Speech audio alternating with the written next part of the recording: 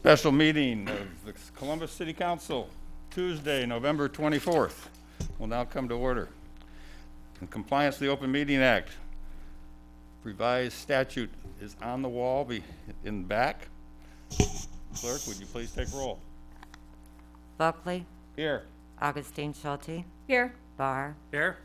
Hemer, Here. Jablonski, Here. Krisha, Here. Lohr, Here. Roth, Here. Schilling, Here. Mayor Buckley. The roll has been called. Thank you. We have one item on our agenda this evening. Item number 2, emergency ordinance number 20-25, amending chapter 92 of Title 9 of ordinance number 05-47, the Columbus City Code, to add sections 92.50 through 92.61 entitled Prevention of COVID-19, providing legislative findings and intent, requiring individuals to wear facial coverings and exceptions thereof, providing for enforcement of violations and penalties, establishing a sunset provision, and providing for the effective date. Thank you. Mr. Mayor, I move the rules be suspended and ordinance number 20-25 be read by number only. Second. Second. We have a motion and a second. Before we vote on that, well, let's vote on that and then we will have our discussion and a little bit of history. So we have a motion and a second to suspend the rules. All those in favor signify by aye. Those opposed, nay.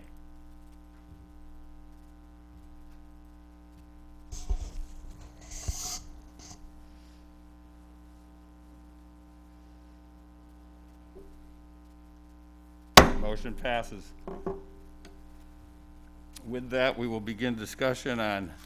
You can't, you have to, the ordinance has to be adopted. Ordinance number 20-25.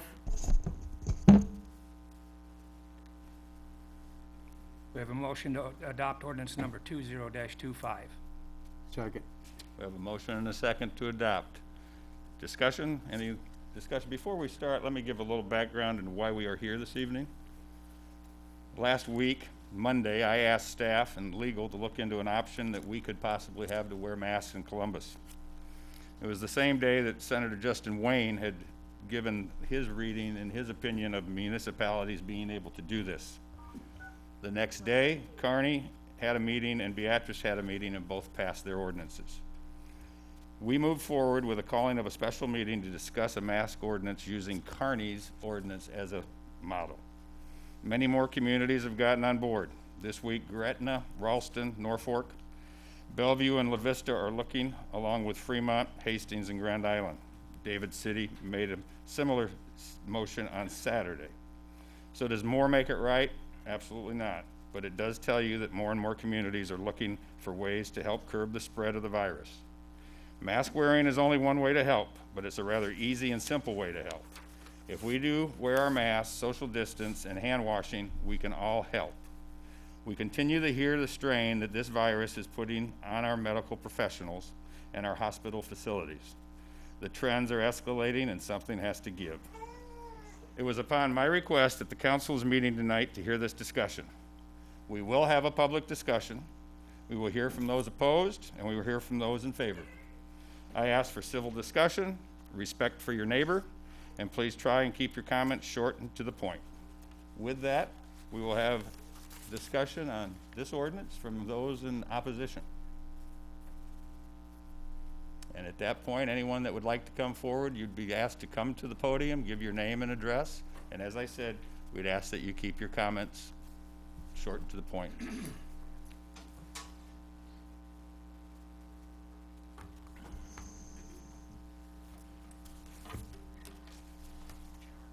I am Christine Walker, and my address is 4820 37th Street here in Columbus. And in consideration of this ordinance, I want to express my disagreement. I feel that, first of all, it's a threat to our inherent freedoms when government imposes mandates and laws on issues such as these that really I feel should be a choice of the citizen. And as a community, I think we should be very careful not to follow what seems to be the trend around us before we consider the real facts on the issue. I completely understand anyone who is health compromised, who wants to take precautionary measures and protect themselves as needed until the virus has run its course or a vaccine is available. But to restrict the bulk of the community from breathing air that's good for us, whether inside or out, I believe that would be good for our immune systems at a critical time like this is really counterproductive to the health of every citizen. And in September, just to give you a little bit of an idea here, the CDC actually said there's little risk of death for healthy individuals of all age groups. For those younger than 50, the death rate is 0.02%. They found also in a study during the flu season 2017 and 18, the mortality rate was from 0.29% to 0.355% infection fatality rate, and giving COVID-19 a comparable mortality rate to the seasonal flu. Considering these facts, do we really want a mask mandate for a virus that does not pose any more of a serious threat than that? Another question I have is, do cloth masks really give viable protection? In a letter I sent to all the council members and the mayor, I put in there a reference to a New England Journal of Medicine where it said it offers little, if any, protection from infection. This is from May 21st of 2020. And the chance of catching COVID-19 from a passing interaction in a public space is minimal. Another CDC review from May 2020 says that in our systematic review, we identified 10 random controlled trials that reported estimates of the effectiveness of face masks in reducing laboratory confirmed influenza virus infections in the community.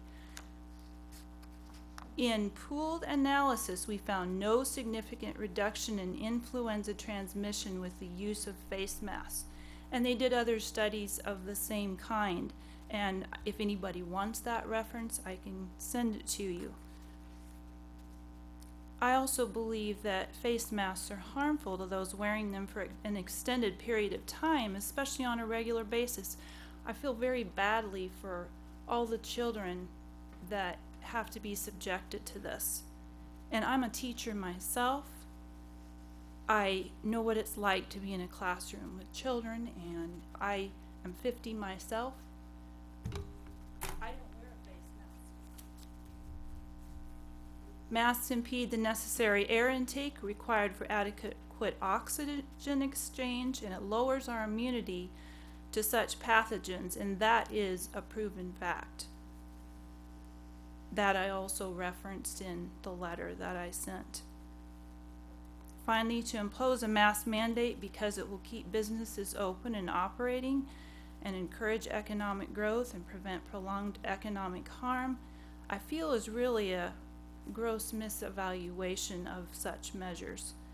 I don't try to take away from the danger of this virus. I don't feel that way, but I don't feel it's something that is necessary for us to do this, especially when I don't feel it's actually doing the good that it's trumped up to be. I think it's definitely imperative that we make the right decision for our community and give our citizens the freedom to make their own choice on this issue. There's one thing I did notice, that federal, state, and county staff and personnel are exempted, and to me, I feel that we all require the same need of air as everyone else. Something isn't equal here. I would address that in the fact that the city cannot make a rule that applies to a federal building, a county building, or a state building. We make rules that apply to the city of Columbus and its residents within the city. So we Now can't that- regulate the county courthouse. We can't regulate something that the state mandates. Sure, it did So that's mention the personnel in that, in the ordinance that we're discussing. Not sure where, Neil, if there's something Are you you can talking address. about just county or? But I mean, our city employees wear masks. We have that in our procedures. So I don't, I mean, Neil, is there something that I'm missing? Same answer you gave there. Just a moment here.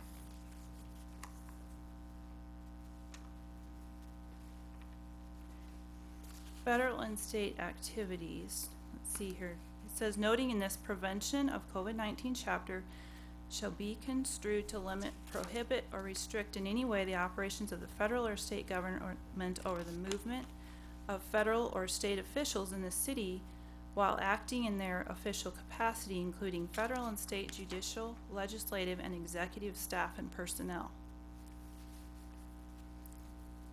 And earlier it spoke of courts of law, public utilities, or federal, state, county, or city operations, medical providers, facilities or pharmacies, and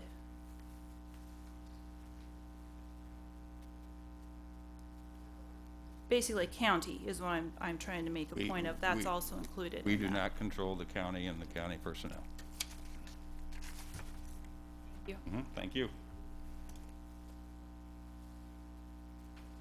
Okay, please. My name is Alexander Vlock, and I live at 2919 15th Street. I've noticed when you come into town from the east side here, the sign says that this is the city of progress and power. And I don't feel it's very progressive for us to just follow the trend of everyone else. If we really wanted to progress how the city runs, I think it'd be better off to do something that encourages health among people instead of just telling us what we need to do, such as potentially subsidizing the gyms in town so that they can offer memberships at a discounted rate to allow everyone to have the opportunity at a healthy lifestyle. Or even encouraging that instead of we have to wear a mask, we encourage people to take vitamins that have been proven to boost your immune health towards this virus, such as zinc, vitamin C, and vitamin D. That is about all I've got, sir. Thank you.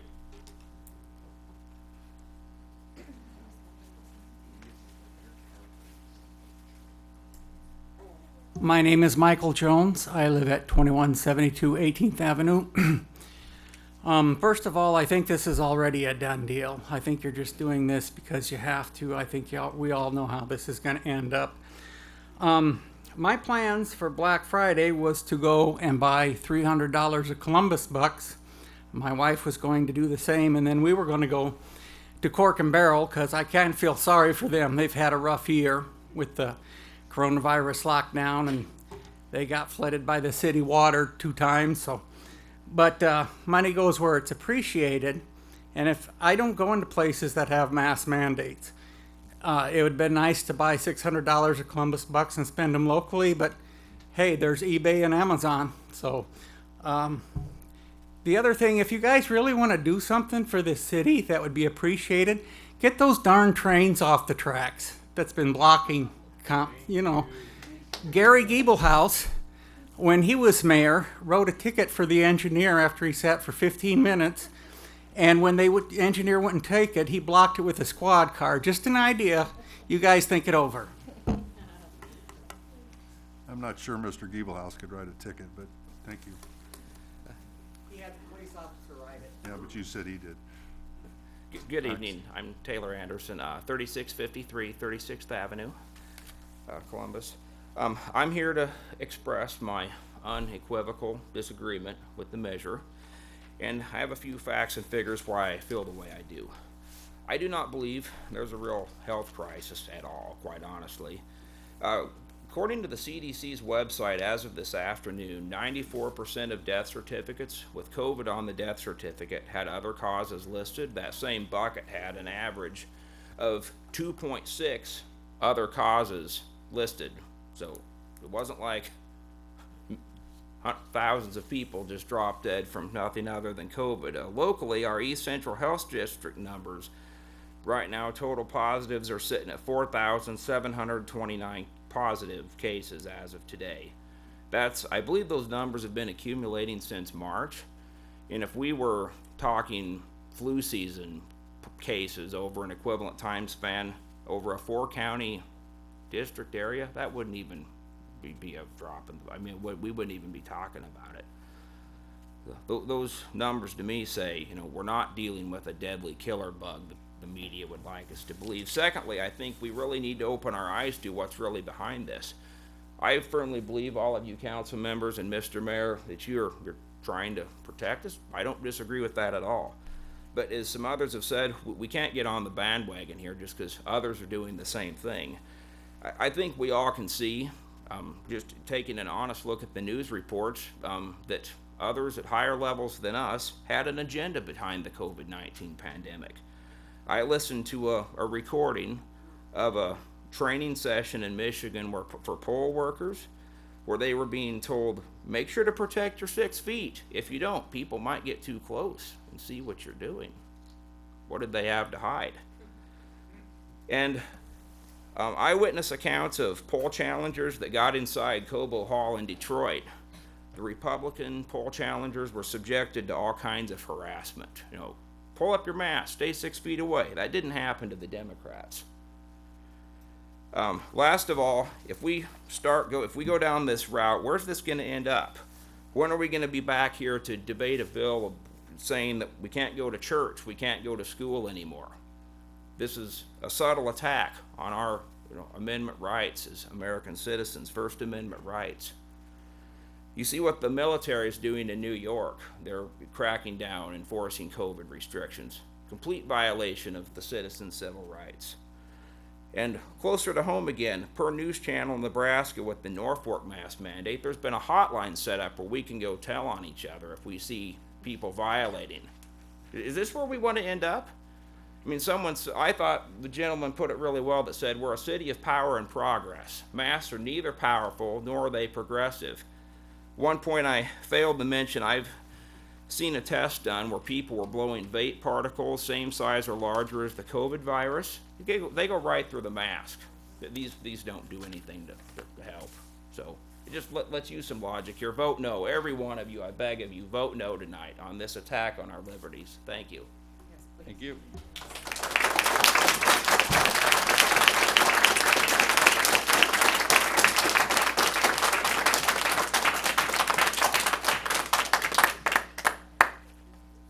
My name is Kyle Haddock, and my address is 5212 42nd Street here in Columbus. And I have a couple points that I want to start off with the economy. I guess we'd all know that our economy went to pot. And I want to do a few statistics here. Amazon has grown by $570 billion. Walmart rose 5.6% to $137 billion. Home Depot grew by 23% from 27 billion to 33 billion, and this is a year's income. Lowe's also grew by 106% over 1 year's growth, which I'm a capitalist. I love the idea that they grew. I am not complaining, but there is another side to this whole thing. There is 100,000 restaurants that have shut down, and that is 1 in 6 of the restaurants in this country. Hotels, there's 57,000 estimated. 38,000 of those could close within the next few weeks. That is from November 5th. And at the onset of this pandemic, there's 140,000 that were marked small businesses that were marked closed on Yelp.com. That number has fallen to 65,000, and that's temporarily closed. The drop, however, is not entirely because that they just went down temporary and opened back up. More than 97,000 of those have permanently shut down. Now, I know that is nationwide and we're talking about mask mandate, but I have a friend in Omaha, Nebraska. His name's Rod Hieronymus, and he owns a coffee shop named Classic Rock Coffee. And when I talked to him around the start of this whole pandemic thing and asked him how his business was doing, he's like, it's doing great. He's like, it's picked up because, like Starbucks has shut down their business. And so all those people that didn't have Starbucks to go get, they could go grab it there. Well, it slowed down again after Starbucks opened up, but he's closing November 30th because of the Omaha mask mandate, because they dropped that much. And I'd like to say that Columbus is a town of small businesses, and you should consider the small businesses that will be taken. The gentleman that said he would buy 600 Columbus bucks, that's lost. And I would like to be able to support local businesses, but if I have a mask, I'll be growing Amazon businesses too. I'll be growing Walmarts. But then on the actual health side of this, I have a spreadsheet I printed out I can give to you. I can also send all of it to you for the annual influenza data and pneumonia deaths. It's, I think, 13 pages long, if I'm not mistaken. And it goes back to 2013. It has all the pneumonia deaths, and I have it wrote down here. The 2017, 188,286 died. 2018, 191,680 died. 2019, 189,139 died. And as Taylor said over here earlier, we aren't comparing things very equally here. And you start wondering what he already mentioned, what it was here, and I can't remember exactly. I have John Hopkins brought up, and it showed a lot less, so I won't even quote that. But we aren't really even comparing the same thing here, and it's completely different. And then also on the effectiveness of masks, I have a whole study here, Danish study. It came out late last week or early this week. A total of 3,030 participants were randomly assigned to the recommendation to wear masks. 2,994 were assigned to control, and 4,862 completed the study. Out of the people that contracted this virus, 42% participants that were recommended to wear masks contracted it, and only 53 got it that did not wear masks. That is 11 different out of 11 person difference between that, and there's like a 26 more that were in the control group. So I mean, you can have this, I don't care, I'll leave it there. But then there's one other real issue I have with the masks. I see a lot of you're touching your mask. That's fine, I don't care. I can't stand them because I pull it down because I have trouble breathing sometimes. But there is a video, I wish I could play it here. I don't know if I'd be allowed to or not, but there's a video with a doctor online that is talking about the effectiveness of masks. And she's like, how did germs spread? I touched this, there's germs on there now. And she takes the example of buying water at a local grocery store. You have your mask on and she has gloves on, and there's nothing that's contaminated it. And she has a substance on the water bottle that's under UV light that will show up. She goes, acts like she scans that water bottle, she signs the receipt, that pen, that receipt, the water bottle has it now, and when she takes it off, the gloves are coated, her hands are coated in it, her face is coated in it, and she says it's not in an effective way. Now, to read the direct statement from Dr. Fauci, who's our supposed expert, says, this is early March, right now people should not be wearing a mask. Now, there is no reason that people should be wearing a mask. He emphasized it, saying it twice. When you're in the middle of an outbreak, wearing a mask might make people feel good, like a little better, and it might not even block a droplet, but it's not providing the perfect protection that people think. And often, unintended consequences come from it. People keep fiddling with the mask and keep touching their face. He goes on to say that masks should be reserved for frontline workers, because in a perfect setting where you have sterile gloves, sterile masks that you can throw away each time, they're a lot more effective. Unlike a lot of us, I have fabric masks if I have to go anywhere. But later he changed his thing and says that we were supposed to back then not wear one because there wasn't enough masks for frontline workers, but that's not what he said. He said when you're in the middle of an outbreak, wearing a mask might make people feel a little better, and it might even block a droplet, but it is not a proven protection against what people think. And then Rand Paul called out Fauci at a press conference. Fauci has his mask, and he has it up. He puts it on his face. He drops on the table when he's going to talk. He picks it up, puts it on his face, drops on the table. That is spreading germs all over the place. I mean, that's not even a questionable thing. That's what we're taught in schools. I don't know why we start getting away from that. Then to wrap that up, I have one other point. This election we just had, the CDC, this is an article. Everyone with COVID-19, this is Washington Post, and it's quoting the CDC. Everyone with COVID-19 is supposed to isolate at home to prevent further spread of a disease that has already killed at least 230 Americans. But new cases are appearing as voting for presidential election reaches its final stretch. Can voters who tested positive for coronavirus still come to the polls on Tuesday? Yes. The Centers of Disease Control and Prevention, which on Sunday published new guidelines noting that sick voters still have the right to cast a ballot. I have here a short and abbreviated version of our Bill of Rights. The First Amendment covers freedom of speech, freedom of press, freedom of religion, freedom of assembly, right to petition the government. Second, right to bear arms. Third, protection against housing soldiers in civilian homes. Fourth, protection against unreasonable search and seizure. Protection against the issuing of warrants without probable cause. Fifth, protection against trial without indictment, double jeopardy, self-incrimination, property seizure. Sixth, right to a speedy trial, right to be informed of charges, right to be confronted by witnesses, right to call witnesses, right to legal counsel.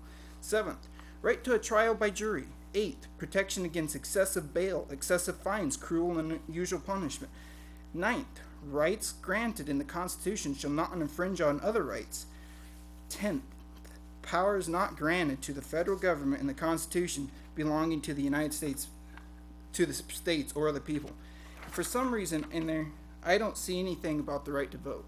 Yes, in the Constitution it says that we have the right to vote, but nowhere in there does it say that. Whereas the CDC guidelines that recommended earlier that we do not go to church, what's in the First Amendment? The freedom of assembly, the freedom of a religion. And I say that this is not just for I shouldn't say that here, but I mean this whole idea of masking up, the whole idea of, our freedoms being taken, for assembly because that was going to spread the virus. I say that that's not constitutional, and this government, this town, this city, this county, this country is ruled by a constitution, and no law that any governor, local area representative should overrule the Constitution. And I know the masks aren't necessarily in that favor, but if you can go to vote while you actively have COVID, you can go to church, and you should be able to go around without a mask, I should say especially if it spreads just as much germs by touching it. And if I go to the supermarket and touch my mask and touch the apple and I didn't want it, you could eat that apple. And I would urge all of you to consider it. I mean, listen to this open discussion, but don't go in this with your minds already made up that you have to have a mask because that's the only thing keeping you from getting COVID. Because as far as John Hopkins said, 23 people died in the county. And that's not very many. That's very sad that those people died, but there's many that die from pneumonia and the flu too. Well, and Kyle, just a couple of comments to what you had to say. First of all, we're not saying a mask is going to protect everyone from COVID. We're saying a mask is a tool. It's one of many, along with hand washing, along with social distance. We're saying masks help. So that is where this is coming from, masks help. Secondly, we, the city, the mayor, the council, had nothing to do with the March, April mandates that came down from the federal government through the state, through those situations. That's not what we're here tonight to discuss. I wasn't going to cut you off because we wanted to hear what you had to say, but we need to stay on point. The point is talking masks. I understand. And that's where we are. I'm just associating that with masks because the mandate comes in that we should all have to wear masks. The mandate was earlier that we shouldn't go to church, and I'm saying it's not untied together. It's It is tied. untied together. We had nothing to do with the other. We are I'm not talking talking about you. masks. I'm talking about the mandates coming around everywhere. And Okay. one other thing is Fauci did say that masks at the beginning can aggravate, if not make it worse, because people keep touching their face. Thank you.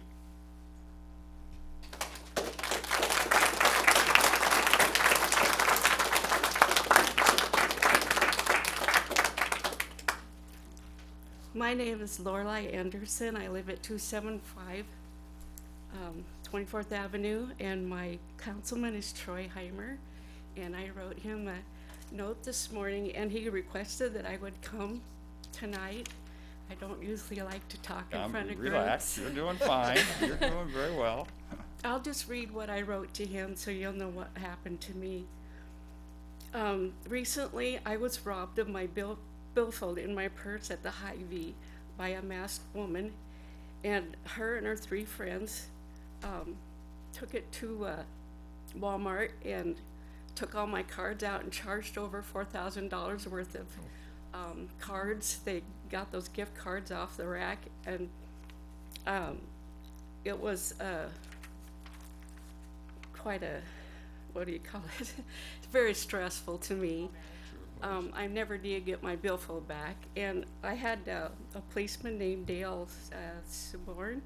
He was checking out the case, and they did get videos of the robbery, and the 3 ladies that were involved. There's one lady that took my billfold, but the 3 ladies that were involved were all wearing masks, and they all had hats down to their eyebrows, so you could absolutely not tell who they were. And to me, since that happened, I've been more against masks than ever. So, yeah, I had to get new accounts in my bank. I had to get new cards. Everything in my billfold I had to replace, even my Medicare cards. And they seem to have no respect for the elderly. But I do think there is a place for masks. I have an 84-year-old aunt that I dearly love, and I would respect that she would wear a mask when she went shopping, because the elderly do have a chance of being pretty sick if they get it. I myself got COVID about 2 months ago, and I did get pretty sick, but as you can see, I recovered. I'm just fine.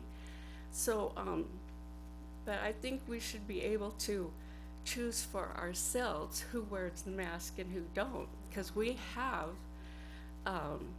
the ability and the wisdom to know, okay, do I need this or do my children need it? You know, if you got a kid with a condition, yes, they should wear it. But, you know, if you're fine and you're healthy, let them decide. Let the people decide for themselves. That's all I have to say. You did a good job. Sorry for the ordeal you went through.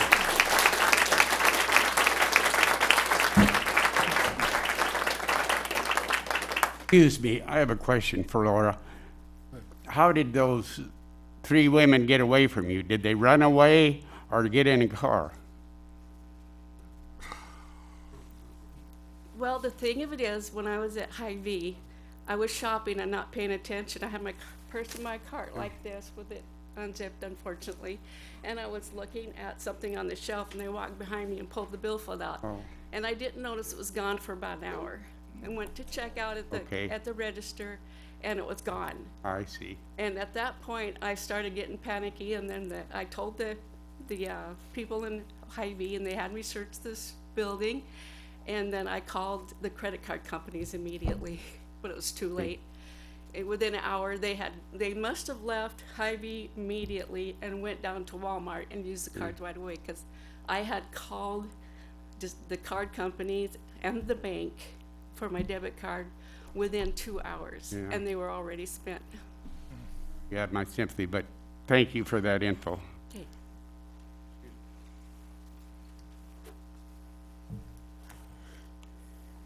Hi, y'all. My name's Paul Young, 3259 40th Avenue. I hear what everybody's saying, and I agree with them 100%, but I'd like to bring y'all back to what teachers teach you. A virus has to have a host, and that's what a virus does. It attaches to you, me, or somebody else. That is its host. a virus, according to the history of vaccines, is constantly mutating.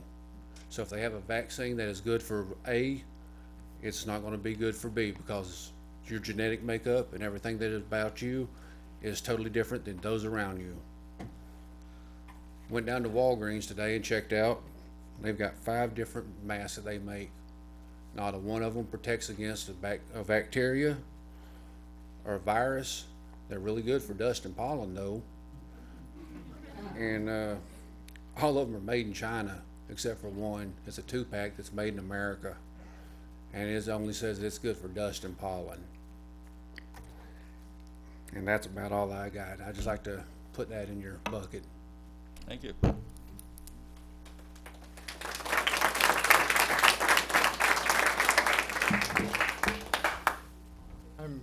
My name is Robert Wright. My address is 3279 38th Avenue. I sent an email yesterday to each one of you in the council, as well as you, Mr. Mayor. The thing that I'd like to emphasize is that these masks are not, they're not as useful as people seem to think they are. People go into places where they hadn't ought to be when they're immunocompromised, and they trust in these masks to help them, and they don't help.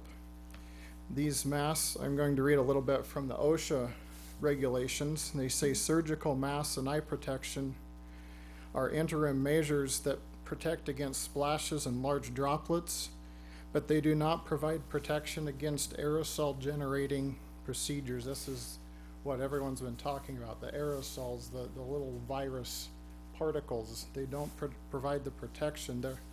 This virus is 1/100,000th the width of a hair, and the mask itself only provides 1/30th of that. You can fit 30 of those viruses through that gap in an average mask.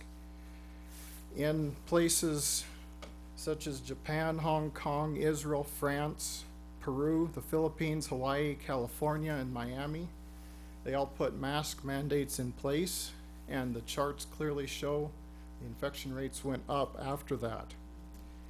And on the other hand, Sweden had no lockdown, had no mask mandate. People socially distanced, but otherwise they lived their lives normally, and their results dealing with the coronavirus were far better than any other country.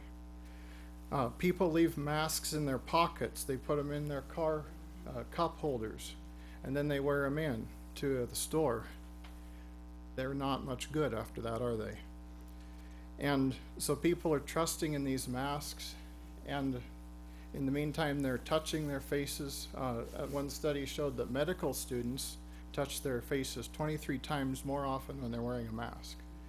And so these masks are making people feel better, but they're not actually doing what people think they are. Now, the other thing is my wife has trouble breathing. She's not able to wear a mask. And I don't want our city to be a place where somebody calls the cops on her because she isn't able to wear a mask.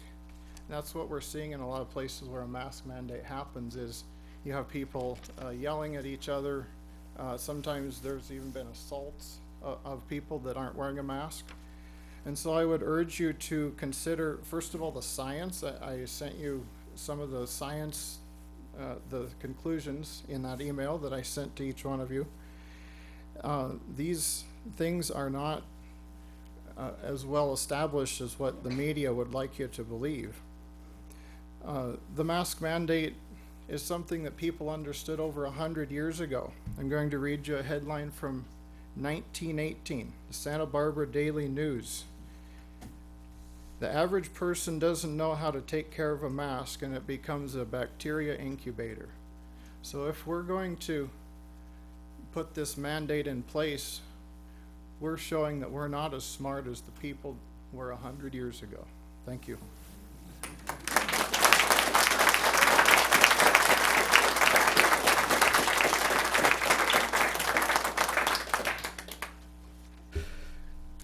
My name is Randy Anderson. I live at 275 24th Avenue. you just heard from my better half a little bit ago. And I'm opposed to it on several different reasons. One of them is they don't work.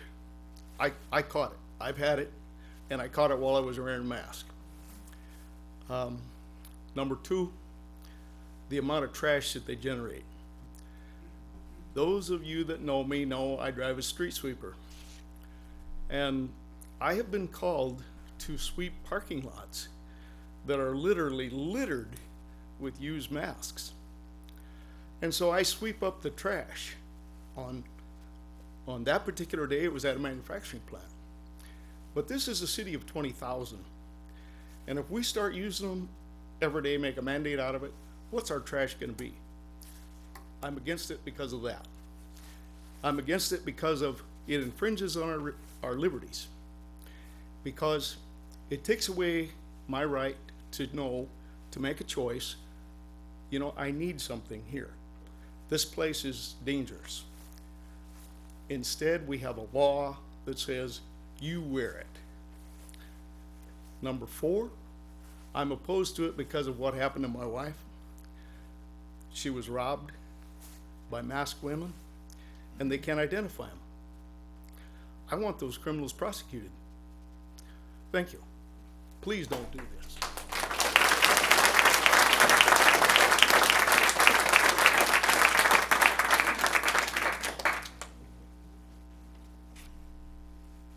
I'm Kurt Brinkman. Address is 3507 20th Street. How many years has it been since World War II? 80 years? Have we forgotten so quickly what Hitler started? Hitler banned many organizations at the onset of his campaign to control the world. All of the youth were required to be a part of the Hitler Youth, replacing the Boy Scouts. Those who refused to comply were harassed and attacked by others who had complied. Do we want that here? For harassment for not wearing a mask? I don't think so. This is just one of many instances where government began to interfere in the private lives of its citizens. It's not their place. Every small step in this direction, such as mask mandates, immediately sets a precedent for bigger and bolder attempts for tyranny, to be honest. Where will Columbus go next? Fines for speaking to neighbors, like in Minnesota? Fines for attending church? You want us to believe all this about COVID, but look at the statistics. Ages 0 to 19, 99.99% survival rate. Ages 20 to 49, 99.98%. Age 50 to 69, 99.5%. Age 70 plus, 94.6%. The numbers do not support a mask mandate. They don't warrant the panic that the media and the government are causing. Many of us have had COVID. This would obviously mean we're building an immunity to the disease. If you're elderly or immune compromised, by all means, protect yourself by staying home or wearing a mask. But why do you force healthy individuals to relinquish their freedoms because of your fear? We're a republic. We're proud to be free Americans and thankful we can make our own educated decisions for our own health. If you take this away from us, this is no longer America. Protect yourself however you choose, but give us our own constitutional rights to live our lives the best way we know how. Listen to the people who voted for you. Listen to your constituents. And remember that we're individuals with minds and opinions of our own, not pawns to be just told what to do. We're not mindless and helpless, and we can research and make our own decisions. This is our right as Americans. COVID is not even on the top 10 lists of deaths for this year.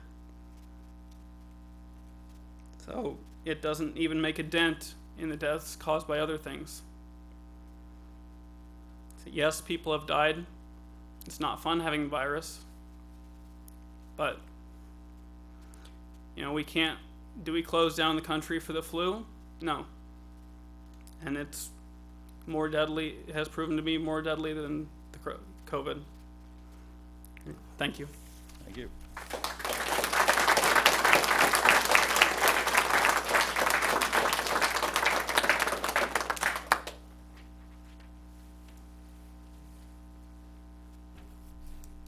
My name is Lois Arlt. My address is 2718 36th Street. First, I want to say I'm very impressed with the citizens of Columbus who have come with intelligent, well-documented, well-researched points instead of just saying, this is what I want. Many of the things, the studies that I was going to cite, they've already done. And I think that's very impressive that they're not, yeah, I mean, like, they're very well-researched. The argument that, well, as the council, you're saying masks aren't the end-all and be-all, but there's no evidence that they make any difference at all. To even say that they help, where? What country? What state? Florida, being one of the most populous states in America, have ended all lockdowns. They've not seen a spike. And if you compare state to state, the stricter the lockdowns, the stricter the restrictions, there's really no discernible difference between them. I just heard today New Mexico is actually shutting down grocery stores. I think one of the things is where does this end, even with the sundown clause? When will it ever be satisfied? We're on day, 200 some of 14 days to flatten the curve? I don't think there will be a sundown clause. It will never end unless all germs are eradicated forever. And here's another huge problem. I do work in the schools, and I work with mostly high school, some middle school. And one of the most saddest things is the dehumanization of masks. It is the most dehumanizing thing you can't develop relationships. Facial recognition is much, much more difficult. I like to develop relationships with students so I can get to know them. I can't even say anything in jest and smile back at them and get a response. I have no idea if they've smiled back at me.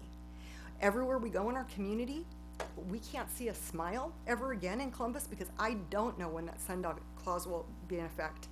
There's always going to be another standard because we are this far into 14 days of flattening the curve. People in this community don't want it. Let people make their own decision. You're afraid, you're immunocompromised, wear one.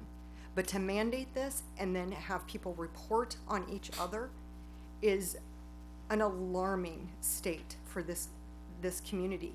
And while you compare to Kearney or Norfolk or Beatrice or Fremont, whoever else is passing this, just based on, there's a theory. The theory is if you do this, you prevent illness. You do not. Someone suggested zinc, vitamin C. I felt kind of icky a couple days. I had some tonic water and zinc, and I was better by the next morning. There are things that we can do. Why isn't that being mandated? Why aren't you mandating zinc or healthy tonic water? Things that actually contribute to health. When I wear a mask all day at school, I feel worse. The minute I put my mask on, my nose is running and I need to cough. As soon as I get home, I want to go out for a walk so I can breathe air. And this, I think Mike Jones was right when he said this is probably a foregone conclusion. I don't know that you're hearing the highly intelligent, informed citizens of Columbus who say, don't do this to us. Let us have our freedoms, let us decide. It's dehumanizing. And please respond to these people that have attended here that are informed.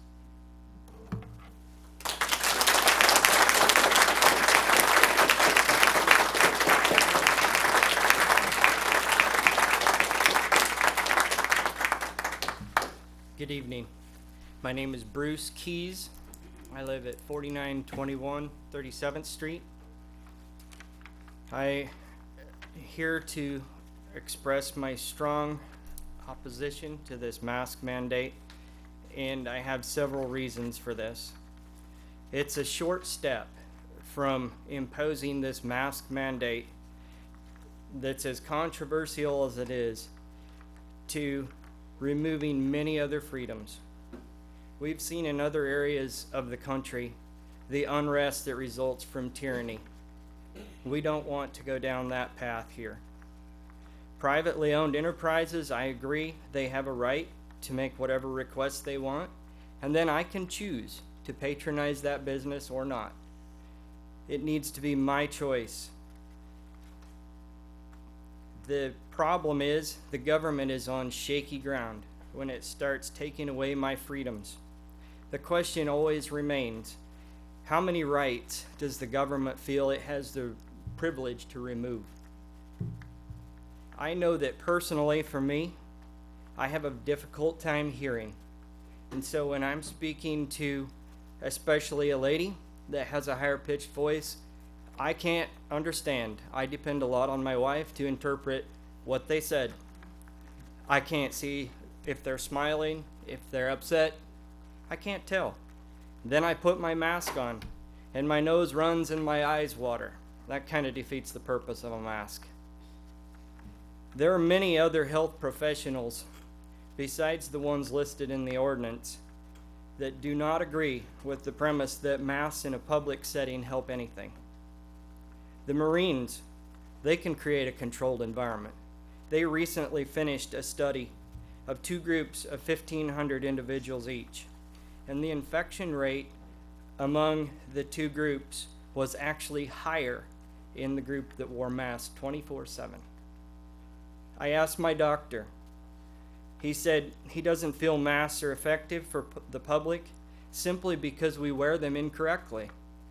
He said even if they were effective, every time we took it off, we would need to put on a new mask because we're touching contaminated mask. Every time you take it off, you touch it, you need to go wash your hands. Nobody does that. So every time we touch our mask, then go touch the food in the store, the items we might buy, whatever it is, our hands are contaminated. It's realistically possible the infection rate could be higher if you impose this mask mandate. I would ask you to respect our freedoms. Thank you.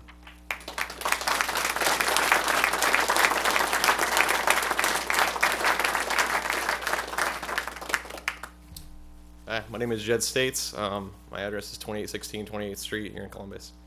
I'm up here. I kind of think this is just going to happen, but I just have a couple questions, I guess, on the practicality of acting out this ordinance. I work at a retail establishment in town, and we have a recommendation to wear masks, but we do not require it. I would like to know, will the businesses be liable for the people inside their establishment not being masked? If this ordinance passes, there will be a posting that will be given to businesses that state that there's a requirement to wear masks in the city of Columbus. And it would be upon, if the business owner wanted to call and complain to somebody, he could. Okay. We're not, no, you're good. Go ahead. No, he would. That's Okay. that's how it's going to be. I was just wondering, I know that people in town are very divided on this issue when it comes to being pro-mask or anti-mask. Personally, I wear a mask. I have daughters that are immune compromised, so I see the validity of it. So, I mean, I'm not going to come up here and talk about the science because I think you guys are all pretty well versed on that. The one thing I do see with an issue with a mandate is enforcing it. I think you're putting a lot of pressure on some 16-year-olds at some of these retail establishments to deal with some confrontations I don't think that they're equipped to deal with. I mean, I have seen it already, even when we enacted what we did.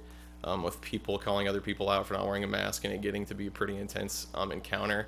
And the people that are handling those situations on the front lines are not equipped to do so. I mean, even some of the full-time staff I have, I don't want to put them in those situations because a lot of them also don't.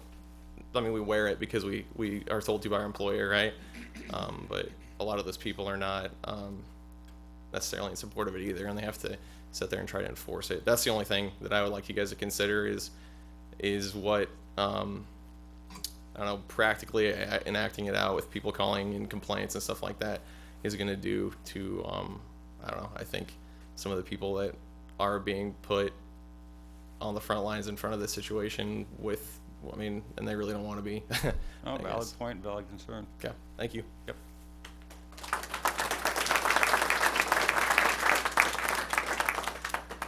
Melissa Cush, 4128 60th Street. so I'm really nervous. So I'm just gonna Relax. get it over, and that way I don't Relax. have to shake anymore. So, as somebody mentioned before, this is the town of power and progress, and to me, it's just a power trip. It's noteworthy that mask.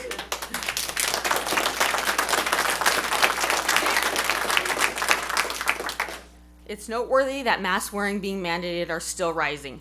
This does not make a good case for masks.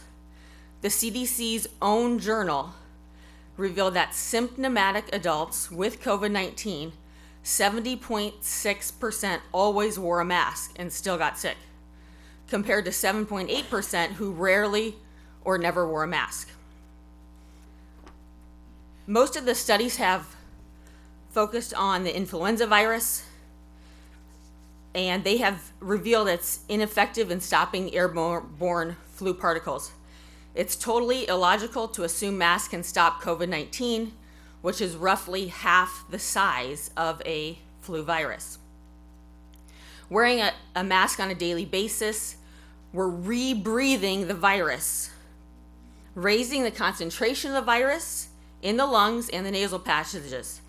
Doctors know people who have the worst reactions to the virus have the highest concentration of the virus, also known as the viral load, early on. We should protect those at risk and let everyone else decide. Two gentlemen before me, the guy brought up about the Marine study, and I'm going to give you a little bit more information about it in case you haven't read anything about it. So, in May, there were 3,143 new recruits to the Marines. They were given the option to participate in this study.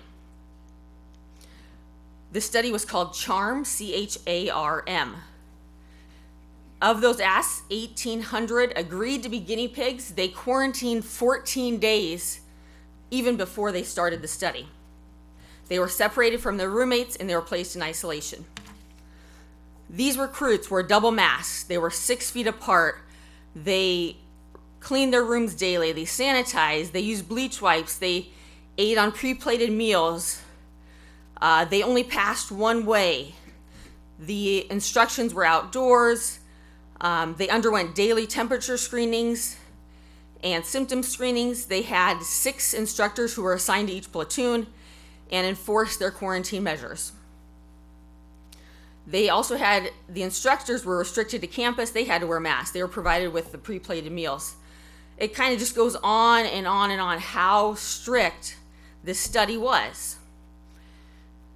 You have to imagine this had to be close to 100% compliance. These are Marines. They're not going to go against what they're trying to show here. You know, expect the difference of this versus a college campus. You know, these guys, they wanted to show, you know, they wanted to see if they could basically stop the virus. But what was the result? The virus still spread.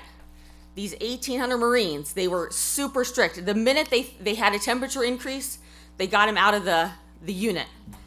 They bleached everything, they cleaned everything. The virus still spread, though 90% of those who tested positive were without symptoms. Incredibly, only 2% of those recruits still got the virus after all these things they did. 2% of them.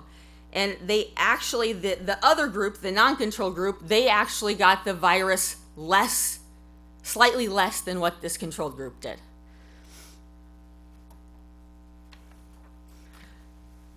I'm grateful for you guys listening to us tonight. This study has received very little attention from any media source, despite having being published in the New England Journal of Medicine on November 11th.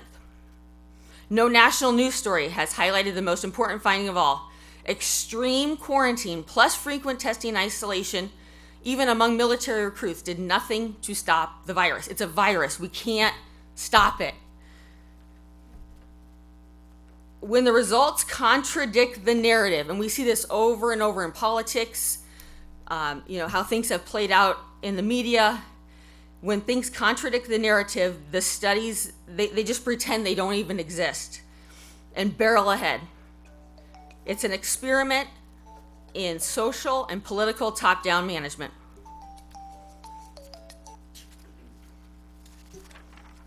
again, thank you for listening. Thank you.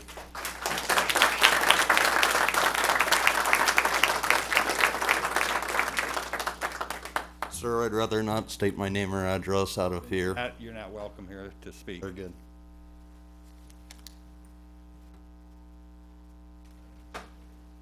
I'm Victoria Brinkman from 3507 20th Street in Columbus.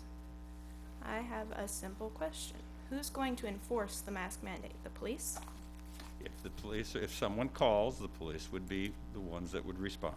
Would you rather have the police finding the criminals that stole my aunt's credit cards and wallet, or would you rather have them arresting and finding people for wearing a mask that does not work? Well, let me answer that by telling you this fact. The city of Omaha has had the longest mask mandate in place. I'm not going to say whether it's good, bad, worked, not worked. The Omaha Police Department has not issued a citation to date.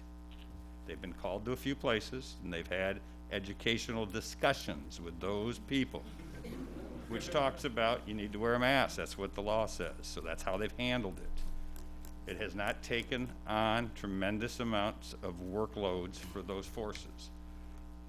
Give us credit for at least talking to those municipalities that have done this to try to find out what that workload might be, what this could involve. We have. Is it a distraction, though? Yeah. Is it still a distraction? It could be. It could be if they have to go do something. Yes. But you know, when they have to pull over someone that runs a red light, that's a distraction too. That is breaking a law. Well, if we enact this ordinance, it's a law. It shouldn't be. Well, thank you. That's your opinion. Appreciate it.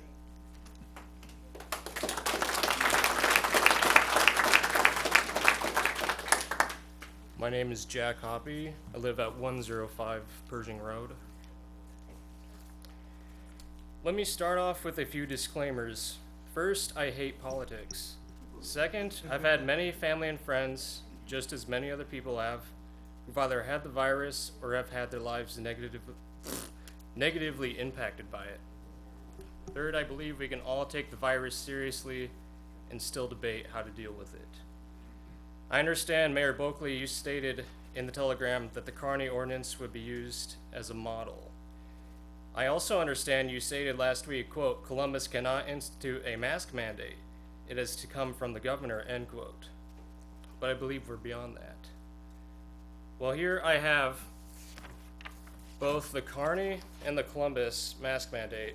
As you can see, it looks like somebody just copy and pasted the Carney mandate and replaced the city name and the section numbers. This is about saving lives. Is that really? What can I ask is wrong with that if we believe one is a functional piece of paper? I'll get to that later, because I also have the Omaha ordinance, which is also is word for word copy. Okay.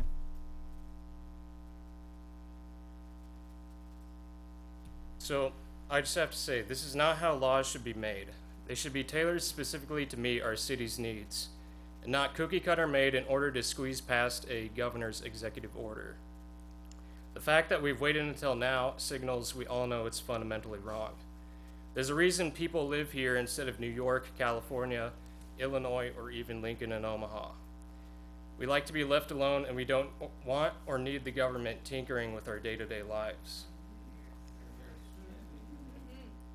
Now let me ask you, the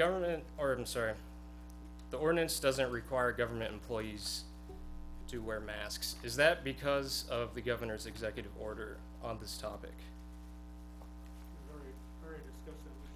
We don't, other than city employees, we can't enforce anybody else's employees. Is that because of Governor Reagan's executive order? No, that's because of state law, federal law, county. We do not have jurisdiction over them. All right. So I'd like the council members to recall when we saw the chief of police back there try to impose social distancing on this entire room. Look how well that worked. Do you think the mask ordinance is going to work if you can't even get people to separate 6 feet apart? I believe a mask mandate will sow even deeper distrust in both the government and the police department. In Nashville, a 61-year-old homeless man was arrested and spent a night in jail for not wearing a mask. In Logan, Ohio, a video surfaced of a mother who was tased and arrested during her son's football game for not wearing a mask, even though she was outside and socially distanced far from any other spectator. And here in Nebraska, unelected officials at the Lincoln Health Department used police force to barricade the entrance of a business that refused to comply with their mask mandate. No Mask Omaha, an anti-mask group in Lincoln and Omaha, has spawned multiple protests against the mask mandate, and they currently boast over 11,000 members. Now let me ask you all, during an emergency, what's the one thing we're not supposed to do? It's panic. When we act with fear rather than compromise and put emotion over reason, we get ordinances like this, which are pushed by health officials who hold no accountability for their edicts.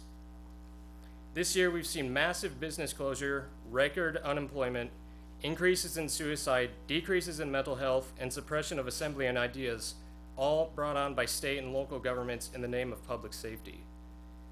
Community leaders across the state and the country are choosing to protect their public image over the rights of the people in a time when those rights are needed more than ever.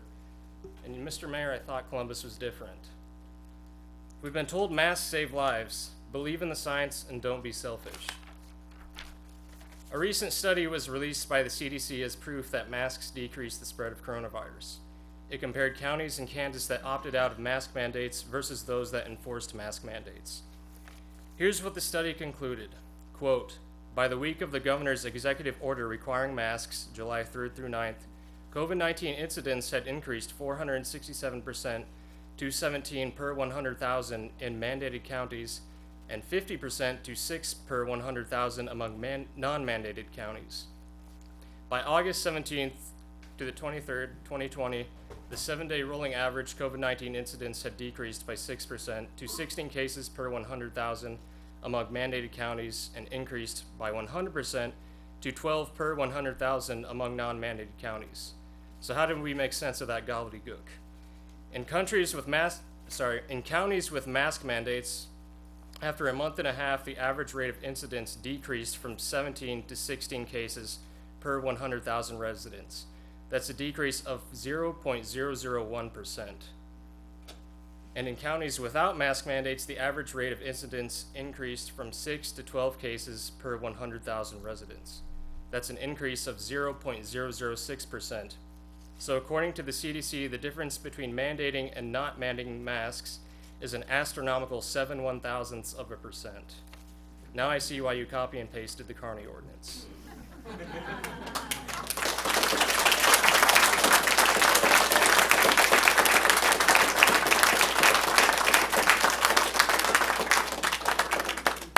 The CDC also released a study titled, quote, Community and Close Contact Exposures Associated with COVID-19 Among Symptomatic Adults Greater than or equal to 18 years in 11 outpatient healthcare facilities, United States, July 2020.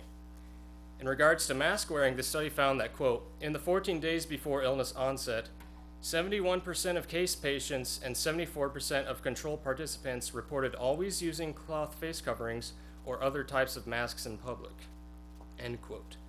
You may recall back in the summer, a Hong Kong study was touted by news networks which concluded masks could reduce the spread of COVID-19 by up to 75%. It was later revealed that that study was performed on hamsters. Politicians, news anchors, and medical professionals keep saying we all need to come together, yet they ostracize and cast blame upon anyone who points out that their recommendations, mandates, and executive orders have made little to no difference and in some cases made our situation even worse. I'm asking all of you, pull out your phones and do a quick Google search. You'll see that every single state or city with a mask mandate currently has a massive spike in cases. But at least there's hope in Omaha, Nebraska. Since its mask ordinance passed August 12th, Douglas County's total number of confirmed cases has more than tripled from 11,000 to over 35,000. After all, Douglas County Health Director Adi Poor did promise, quote, when we all mask up, we all are safe, end quote. Lancaster County's total confirmed cases has multiplied 6 times since their mask mandate began, from roughly 2,500 to nearly 15,000. According to White House data released today, Lancaster County, Douglas County, and Sarpy County have all maintained the highest number of new cases statewide in the last 3 weeks. The vast majority of Columbus already wears masks. When you go shopping, how many people do you see without a mask? I understand doctors and nurses are tired, and I respect them for their work. That said, the worst thing we can do right now is cast blame. This is a natural disaster. This is not a murderous rampage by evil people who disavow science. Every person should do their own research and come to their own conclusions and act accordingly. We enter extremely dangerous territory when the government begins compelling upon its people an ideology they find both constitutionally and scientifically objectionable.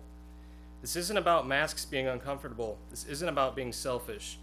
This is about a precedent being set that anytime there's a crisis, if one group shouts the loudest, the government will mandate the opposing side into submission, or in other words, put a muzzle on them. Mandating people into submission is not called welfare, safety, or practicality. It's called authoritarianism. The bottom line is nobody wants to be in a position you're in. I get that. This is a tough position for all of you. And I know you're tired of being berated by concerned citizens who fear for their lives and fear for their loved ones. That said, this ordinance does nothing more than turn regular law-abiding citizens into criminals. The people already wearing masks are going to keep wearing them and suddenly feel emboldened to snitch on their neighbors. Those that don't wear masks are going to continue to not wear them and start shopping online or somewhere else, as we've seen people already state during this meeting. This is going to make hostages out of our already struggling businesses and cause them to lose even more customers. Businesses are capable of making this decision and enforcing it on their own accord. People that are afraid to shop in person aren't going to magically reappear if masks are mandated. If this ordinance goes through as is, I believe it is my duty as an American to violate it.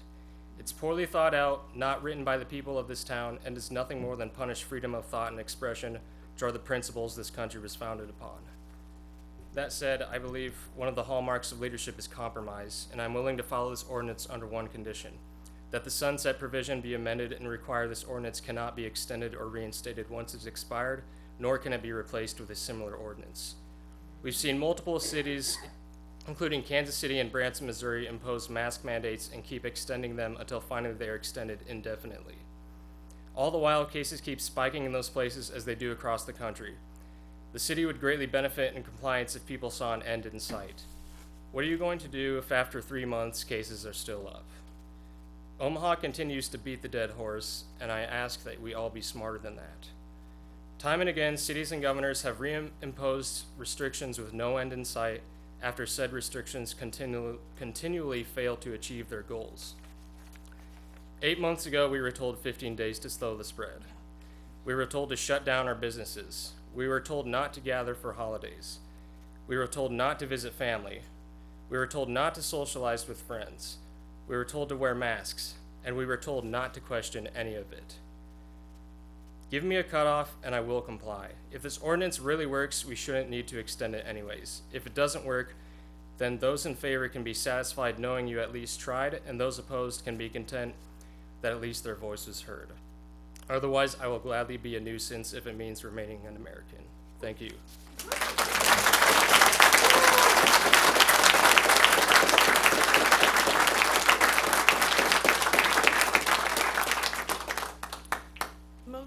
My name is Sharon Brinkman, 1611 4th Street. Most of what I have to say has already been said. I believe this mask mandate takes away our freedom and our right to decide and have our own common sense of whether we need to use one or not. And I think it is a symbol of suppression of the voice of the American people. You and your 8 colleagues are deciding tonight for 20,000 plus of us in Columbus. And that's not even a fraction of the people. The mask mandates are the masks I don't believe are effective. And there have been many studies that have been said tonight, and I have one that was already mentioned. I also think that it will destroy our small businesses if we have a mask mandate. I used to go shopping downtown a lot, and I haven't been there once since all of this has started.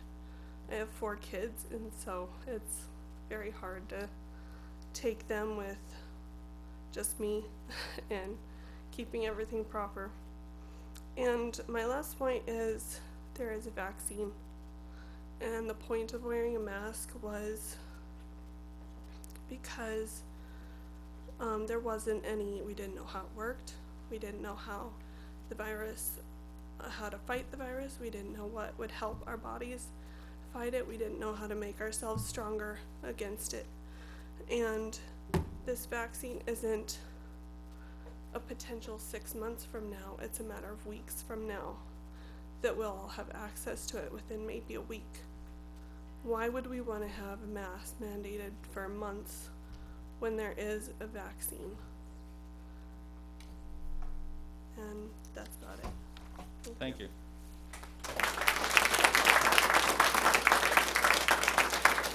I would make the point, as Sherry pointed out, we're getting into an area where a lot of things are being repeated, a lot of studies are being repeated, and we do have a lot of people, we wanted everybody to speak, but we don't want to have to hear the same thing from over and over.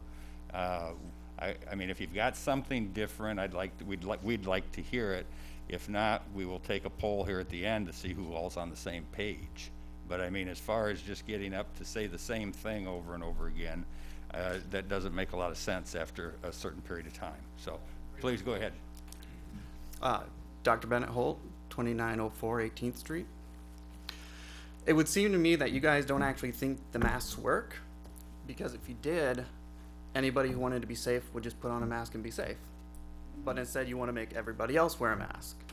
The logic doesn't follow super well. The government should not and cannot get into the business of determining for the individual how they should determine risk and the appropriate response to that risk. This should be left up to the individual to determine for themselves, and not by a few individuals to make blanket policy for our entire community. Young and healthy people have very little danger when they contract this disease. Elderly and sickly people have significantly more danger involved. As such, we should not be treating everybody as the same risk factors. With that in mind, assessment and determination of what steps to take to mitigate the risks should be left to the individual to be able to parse that out. A quote from Benjamin Franklin here that I think is pertinent. Those who would give up essential liberty to purchase a little temporary safety deserve neither liberty or safety. There's little evidence that masks protect. We've heard a bunch of different studies that prove that. But let's pretend for a second that these masks do work. What there is absolutely no evidence and no studies on is that me wearing a mask protects anybody else. There's minuscule evidence that it can protect that person wearing the mask, but not vice versa. And lastly, have any of you guys read the Great Barrington Declaration? One? Okay. So the Great Barrington Declaration is a statement put out by a large international group of medical professionals, epidemiologists, public health officials that state in that statement, quote, "Those who are not vulnerable should immediately be allowed to resume life as normal." They state this because the risk of any fatal complications is minuscule, and it helps increase the herd immunity in the community, which is exactly what a vaccine is doing, is herd immunity. So we can get a jump on that. And that's all I have to say.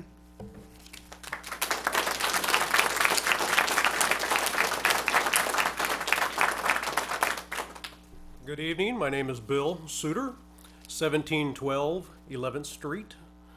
I want to challenge you with something slightly different than what you've heard this evening. If there's a fine assessed to me for not wearing a mask, Captain Shear is going to need about 100 pages out of his citation book just for the people that are here this evening. So I'm guessing I got about 99 partners in my class action lawsuit to sue each and every one of you, including yourself, Mr. Buckley, and the city for imposing on my rights and endangering my life. So, if we all group together and stuff like that, who's going to take on the responsibility? We'll all lawyer up and sue the city. Serve paperwork. Have you ever been served papers before? I believe you have. So, strength in numbers. There's about 100 of us here tonight. I'm sure there's more in the community if we all get citations. Thank you, Mr. Mayor and Councilman.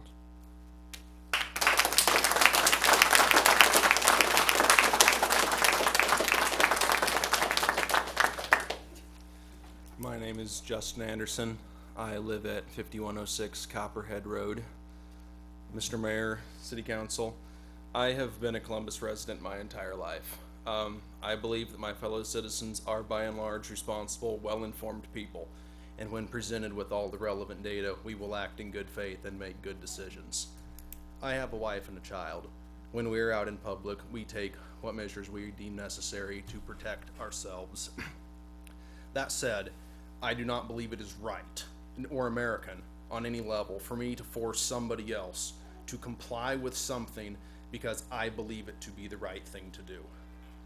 It's a very slippery slope to start this forced compliance. In Minnesota, right now, I can do 90 days in jail for going to Thanksgiving dinner with my friends. That's a fact. Ronald Reagan was right when he said the government that governs the best governs the least.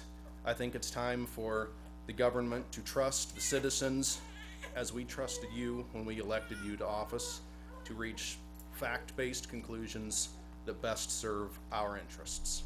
Thank you. Thank you.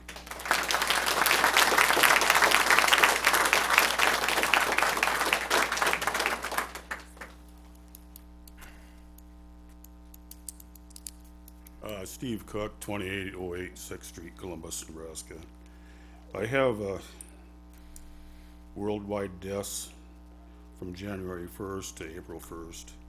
Lifeline, www.worldometersinfo image bearers. Now remember, you guys want to get your pencils out and write this down. COVID-19 from January 1st to April 1st, which is what, 3 months? COVID-19 is 46,438. Seasonal flu, 121,993. Malaria, 246,121. This is worldwide deaths. Suicide, 269,076. Traffic fatalities, 338,715. HIV/AIDS, 21,808. Alcohol, 627,571. Smoking, 1,254,352. Cancer, 2,060,730. Hunger, 2,806,314. Abortion, 10,665,130.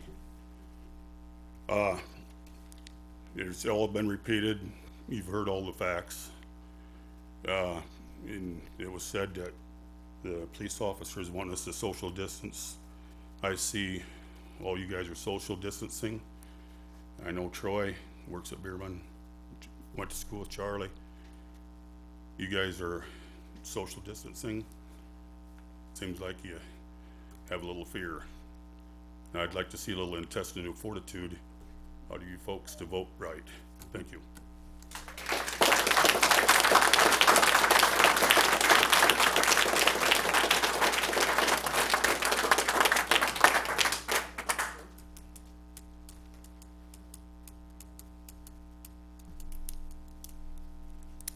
Okay, my name is Richard Kudrin, and I live at 564 22nd Avenue.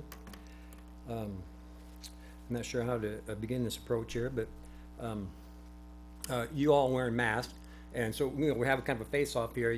There's a sense of security and confidence behind what you're doing, and I'm also standing here without a mask, and I have a high level of security and confidence. And so, like, which is right? Which direction are we going to go? So I just want to defend my position because I understand your position There are people with existing conditions in our community, so a mask may provide a certain level of protection for them, but there are alternatives. So if we're going to consider masks, we also maybe should consider these other alternatives.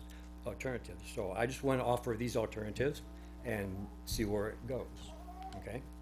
It doesn't really take either side, but I've been watching for months the presentation of COVID-19 on there, and I'm really totally dissatisfied with it because it's really kind of in a box. You see COVID-19 on the screen, then you see them discussing some current events, and then you see a box with some statistics, the number of deaths, the number of positive cases, and then they come to the grand finale. Well, we're going to have a vaccine here pretty soon. Now, these vaccines, a lot of people are programmed to accept them. They don't come with a ingredients list, okay? There are alternatives where you go to are available in the grocery store, very, very affordable, that require by law an ingredients list. But vaccines and shots, I'm not sure the law requires that they give the recipients ingredient list. Okay, so that is a cause for alarm to me. Okay, so that being said, and the fact that our current healthcare system includes one of the leading causes of death. Misdiagnosis, medical misdiagnosis is one of the leading causes of death. It's right up there in the top 5 with cancer and heart disease. Another cause for great alarm. The healthcare system that we depend on is a major contributor to death. Oh, what is this all about? It deserves a thorough investigation, and I haven't heard any of this discussed on the news. Now, most of the government agencies are dependent on healthcare information, politics, media, education. Okay, so we're all dependent on healthcare. So it's important that is very authentic. Okay, that we can trust that 100%. Okay, as absolutely necessary. So I just want to examine that. And I don't think it is. Okay, I personally, I do use healthcare. I think it has value. It has some effective. I commend the workers for their hard work and dedication. That's deeply appreciated. But it's not my primary healthcare system. I actually have not one but 2 alternative healthcare systems. Like I said, I'm not against our present healthcare system. I think there's some improvement, could use some improvements. Some of these alternatives I believe should be incorporated into our healthcare system. Why they are not, I think they're just given as another choice, and I think they're really considered. The reason I think they should all be included is because the Declaration of Independence actually authenticates these 2 alternative healthcare systems. I'm going to just discuss them real shortly here. But our current healthcare system is not. Richard, could we just talk directly about masks right now? About what? About masks. Oh, sure, I'm going to get to that, but I want to give you But we're into a long evening, we're into Yeah, I people, understand that, so we want to but I think this is really important information. Then let's because cut it's to gonna- the chase. Let's cut to the chase of the important information, Yeah, because we're okay. here to talk about masks. Yeah, and the idea I'm getting Not at is that. healthcare systems other than other Yeah, things. yeah, I so understand that. Masks. What I'm saying is that I don't think the masks are an important alternative. And so you're considering this mask mandate, and I'm saying I think I have something that's even more important, okay, more valuable, and more useful to our But our that's whole not what culture. we're talking about tonight, Richard. That's not on the agenda. The agenda is to talk about the use of masks and establishing a mask mandate. And anything you have that would talk about the mask part, the effectiveness of the mask, the non-effectiveness of the mask, that Yeah. would be fine.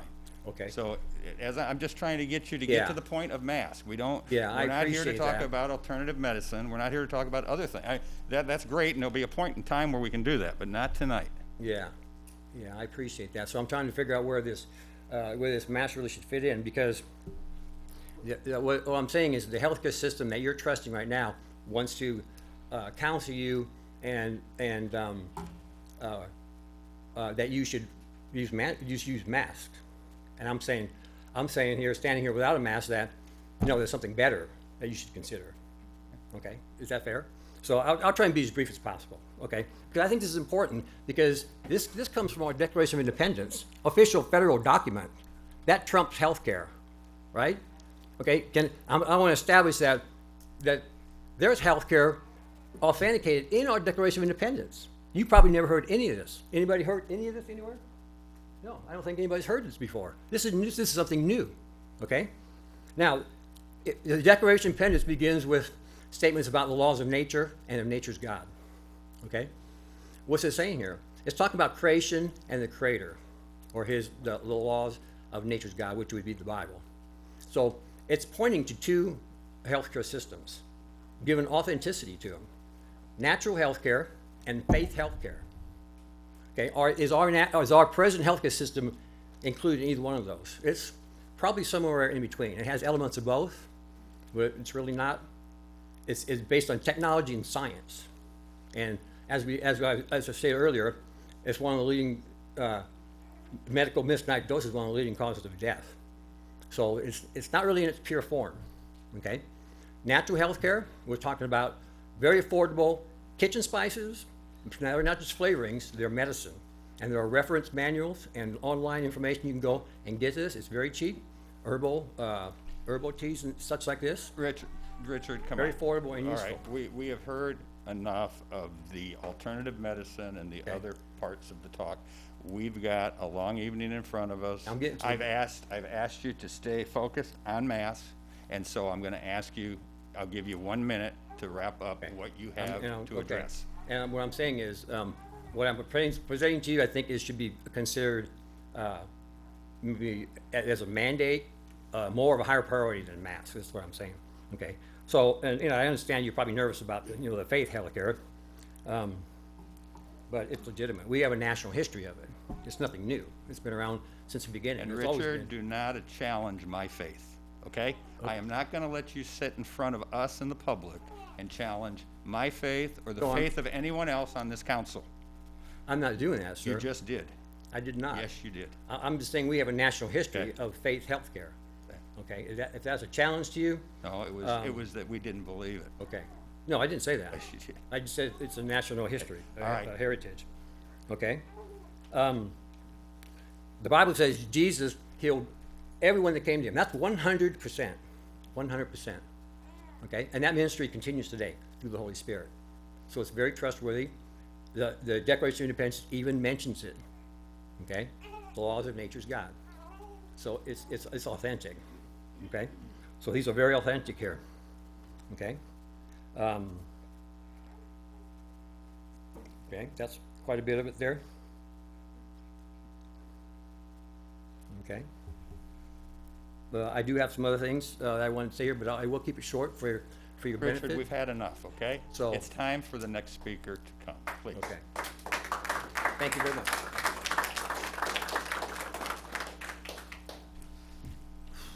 I didn't plan on saying anything tonight. Jake Pales, 1210 9th Street.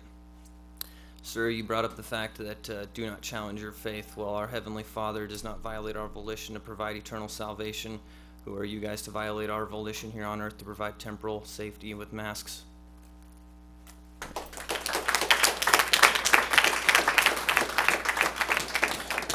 All right, I'm going to take one more after you, ma'am. We'll take one more comment. All right, then we're going to move on. Robin Keys, 4921 37th Street.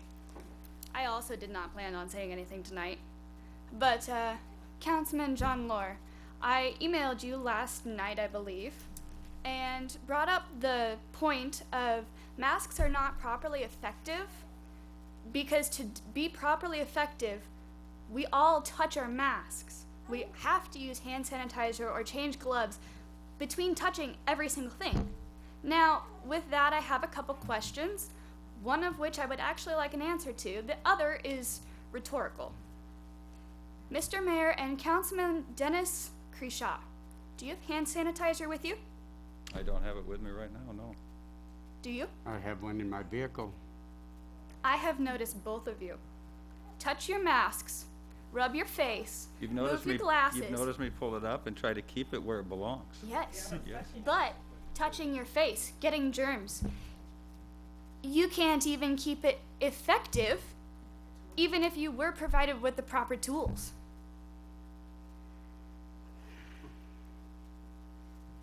The other thing I would point out is, yes, you've heard so much data and serious studies. How are you going to just deny all of those facts? How are you going to just ignore all that? You say that it's all repetitive. It's repetitive because we're trying to get you to understand it's a violation of our liberties. How are you going? The repetitiveness that I mentioned was that many of the studies you brought up, I wasn't talking about the studies. I was saying you were talking about the same ones. Okay. That's all I was. understand That's all that. I was pointing out, Robin. I understand that. But how are you going to deny all of these things? I know how you're going to deny all of it. If you've already made up your minds, it's simple human nature to not want to admit the other guy might have a point. It's simple human pride. That's all it is. Thank you. Thank you. We're gonna. Sorry, Mr. Mayor, I wasn't planning on talking either, but I was actually at home, but I was compelled to get in the car and come up here.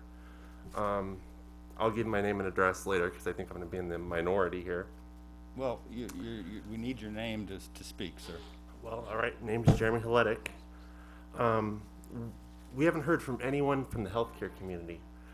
Well, we are having opposition to this Absolutely, right now. and We're going to have those. I understand. What I'm here to tell you is, I work at Meridian Gardens Assisted Living, and obviously I'm touching my mask right now. This is not about touching the mask, civil liberties, studies. This is about doing what we have to do to slow the spread of the virus. And I say that because for the last 9 months, day in and day out, our staff have been living through this, and it has been hell on earth. I have seen some of the kindest, compassionate nurses leaning up against a wall in full PPE, in tears, bawling, because they don't know if they can continue to work in the line of work they're working in anymore. How do you feel about the people y'all won't let out of the family seeing them? Exactly. And my point is, you guys, if we can slow the spread in the community, then we can relax those restrictions. Everything, we have the meetings, the hours and hours of meetings we've had on this, day in and day out, about how we can let folks see their loved ones and yet keep them safe. You know, and they're exact opposites.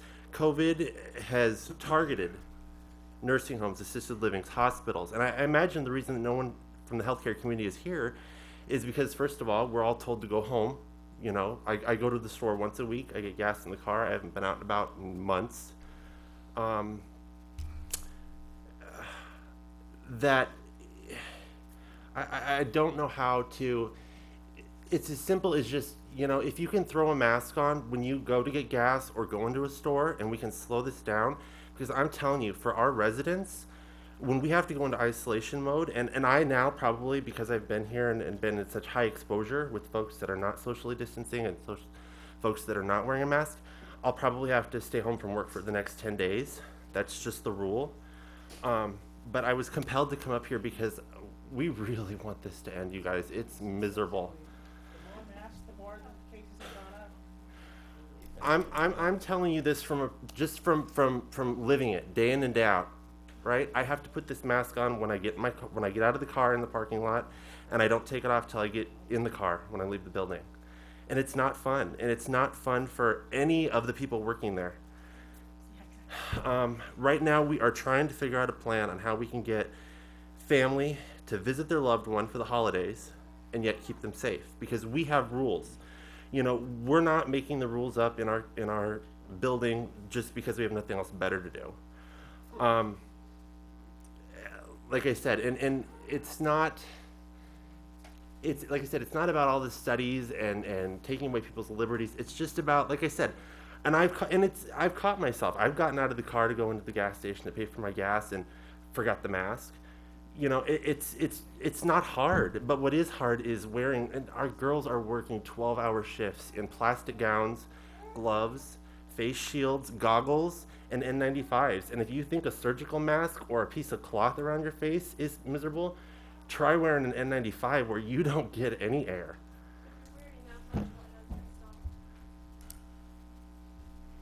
It slows it down. We have had a... Good. Okay. Okay. They are, but are any of you doing anything in your daily lives to try to slow this down, to do your part? I mean, I'm not here to get into an argument. I'm just saying, please, guys, just think about it from a different point of view. That's all I have to say. Thank you for your comments. All Yes. right, we're going to move on to those in favor of this ordinance. Before we do that, and I think this is a silly question, but I'm going to, I want to. Several others that were trying to. Yes, there were, and I know that, but I had already said I would be closing off the comments. I had already made that statement. But can't you change your mind? Yes, ma'am. Yes, ma'am. I am confused about, Name and Sharon Leffers and 2570 14th Avenue East. Your definition of a mandate, would you please tell us again what that is? In your estimation, what that is, please. it's the words we use to say we want to have the masks that would be an enforceable item to wear in the city of Columbus.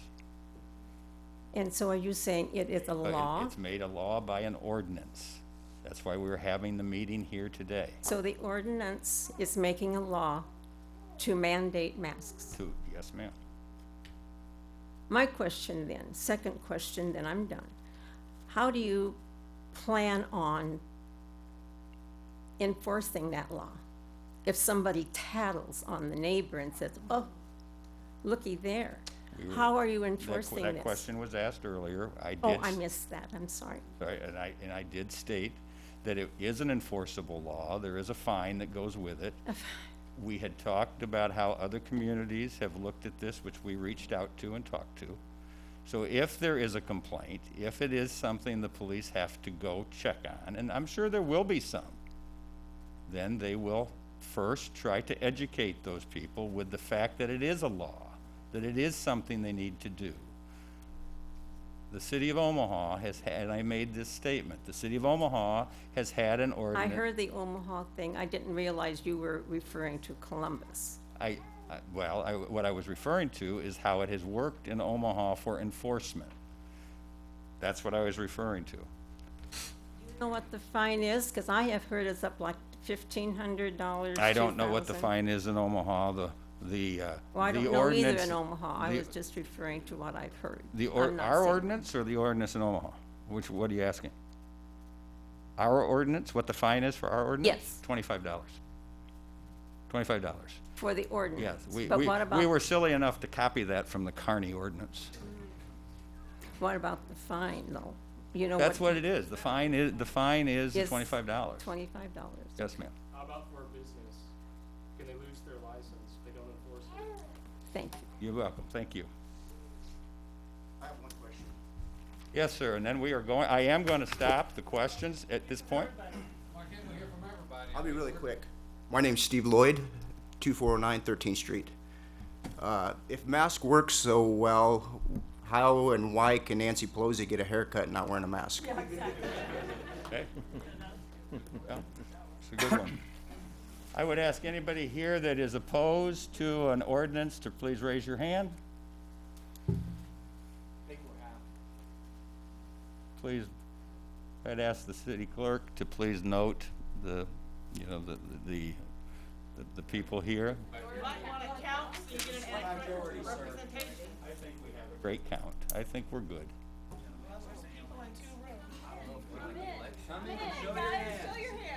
I think we're fine. All right, appreciate it. Thank you for your comments. We will now move on to those. 90%. We will now move on with those that are here to talk about the pros involved with this ordinance. I would start by talking about a couple of things in general. I know we had a few people that were going to come to this evening and either had some conflicts, or quite honestly, I think a couple of people may have stayed away because of the crowd. We do have those that are honoring the 6-foot separation. You know, it is what it is, and there are many that will honor that. We do have a letter from BD Manufacturing, an employer of 2,100 people here in Columbus, from their headquarters in New Jersey. I recognize we have someone from BD. I don't know if you want, I can just read or mention. I'd like to know what BD's headquarters in New Jersey has to do with Columbus, Nebraska. What it has to do with Columbus, Nebraska, sir, is they employ 2,100 people. I'm aware of that. They employ 21 people here. Corporate. And it's their corporate, and this gentleman here is from Columbus, Nebraska. Well, why don't you have him read it? I just asked him if he would please, okay? Thank you. Mr. Mayor, I'm sorry to interrupt.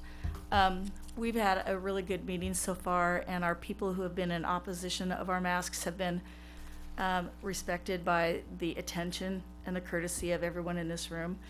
So I would just like to ask all of those here as we continue our meeting tonight. I know that you didn't all get to say what you wanted to say, but we do need to still practice the same common courtesy to those who are in opposition or in support of the mask mandate.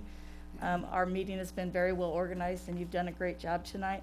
But to start yelling out questions or comments just causes the meeting to become more disruptive. We want to hear what everybody has to say, but we're not going to be able to hear it if people are yelling things out. So I understand that, ma'am. I just Thank you.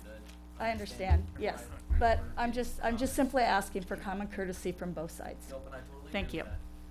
Thank you. I didn't realize, I guess I looked over and saw you here after I started talking, so I wasn't sure you were here. So I thought what we would do, we would ask those business members that are in attendance to give some information from their standpoint. We do have the city physician in attendance. We do have East Central District Health in attendance. So we will hear from them to talk about the importance of, from their standpoint, of a mask mandate. I would start with, if you would, come forward and. All right, good evening. My name is Greg Jaretsky, 1877 East Camino Real Street. And I'm Shauna Hilbert. I don't live in the city of Columbus, but I am here representing the East Plant for BD 910 North 14th Street. Yeah, and I guess before I read the letter, I just want to say, I appreciate everybody's input, everybody's feelings, and we're not here to tell people how to feel, but obviously as a big employer in town, and, again, trying to make medical products that save lives every day, we've got some communication from our corporate. So dear Mayor Bulkley and council members, on behalf of BD and our 2,100 associates of Columbus, respectfully urge you to approve the emergency facial covering ordinance under consideration. Across our community, our state, and the world, we are continuing to battle the effects of COVID-19. At BD, we are no different and have the added responsibility of maintaining continuity of operations so that we can deliver life-saving products at a time when they are truly needed most. The virus is having a significant impact on our employees, and while we are doing everything in our power to help prevent the spread of the virus, we are asking for help. As you know, BD is the largest manufacturer of needles and syringes in the world and is currently expanding critical capacity for drug delivery devices in partnership with the U.S. government to ensure these products are readily available once a vaccine becomes available. Our employees and the products they manufacture are not only essential to making vaccine delivery a success, but also a critical piece of enabling the continuity of care across the healthcare landscape. Example, childhood immunizations, flu preparedness, etc.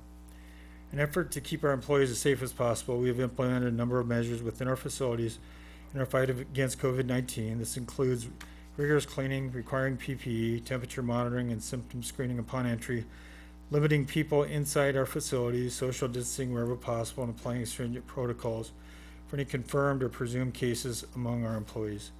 We believe a mask mandate covering both nose and mouth would add an additional layer of protection to our employees and the community in which they reside, and this is a simple way for us all to maintain a flourishing economy and healthcare system. Face masks have been scientifically proven to be one of the most effective means for combating the spread of the disease when used in combination with social distancing and frequent hand washing. Thank you for your support and consideration. Thank you, Greg. You're welcome. In conjunction with the letter from BD, I received a letter from Balin's. Actually, it's very similar, but a lot shorter. I have a question for you, if you don't mind. Are you going to allow these people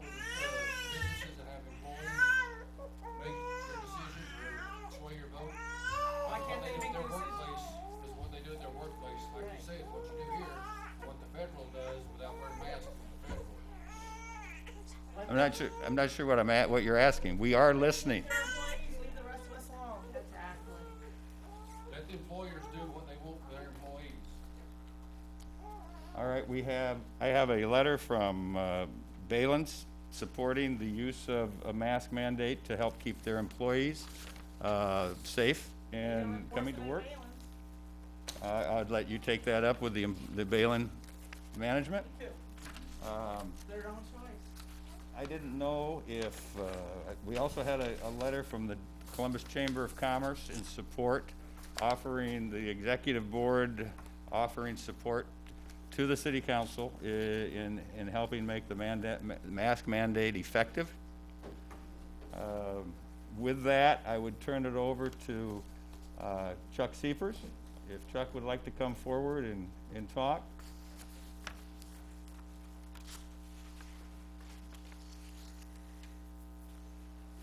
All right. Chuck Seepers, East Central District Health Department. I live at 3052 25th Avenue. I think there's a couple slides.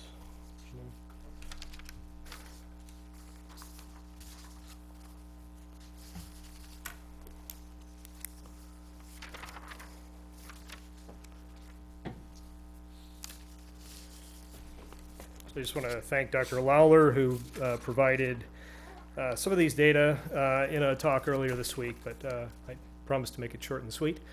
Okay, let's go ahead. Next slide. When COVID-19 transmission rates are as high as they are in the state of Nebraska, epidemiological studies indicate that a combination of the following 4 interventions is the most effective strategy to control the epidemic. So that is, limiting gatherings to 10 people. That is, stopping sort of indoor dining, bars, clubs, that sort of thing, and de-densifying schools. And then number 4 is actually mandating face mask wearing outside of the home. And so while the first 3 interventions can be quite costly and pretty burdensome, the direct economic costs, face mask mandates carry almost no inherent economic toll and can easily be implemented. So in a recent scientific brief released last week from the CDC, it cited more than 40, it was around 45 recent studies that actually demonstrate the effectiveness of masks as a universal masking policy for actually reducing the incidence of new cases and case fatalities within communities that adopt them. Next slide. So, I did hear a few of these studies cited, but I do want to go through them just a little bit more carefully. I was a scientist in a former life before I got into public health practice, so I feel a little bit more comfortable as we talk through some of these data. But 2 studies most frequently used as arguments against face masks use for COVID-19 actually provide compelling arguments in favor of universal face mask mandates. The first study examined community exposures that were associated with positive COVID-19 cases and found that 85% of people testing positive for COVID-19 actually had reported that they had often or always were wearing a face mask. So, there's at first we think that there's some counter intuitive there, but this study was actually conducted in cities that already had mask mandates in place. However, thus face masks were equally high among confirmed coronavirus cases, and thus face masks and matched negative control. So very similar. The risk factors most strongly associated with the COVID-19 infection were visiting a restaurant or bar where face masks were not uncommon, right? So when you sit down at a restaurant, you have to remove your mask. So those, even though that they were wearing face masks, the commonality and sort of what that transmission, as we do these case investigations, we do our contact tracing, had actually discovered that the common theme was the face mask being pulled down for indoor dining. And so this really provided evidence that venues where people are unmasked are really the most unsafe. The second paper, so we're seeing those 2 studies. No, that slide's okay. The second paper described a study in Denmark comparing a group of recommended, little dry. In Denmark, comparing a group recommended to wear face masks to a group that did not receive such recommendations. While this study found no statistically significant difference, as cited by folks, in infection between two groups, and we were looking at those very small, numbers.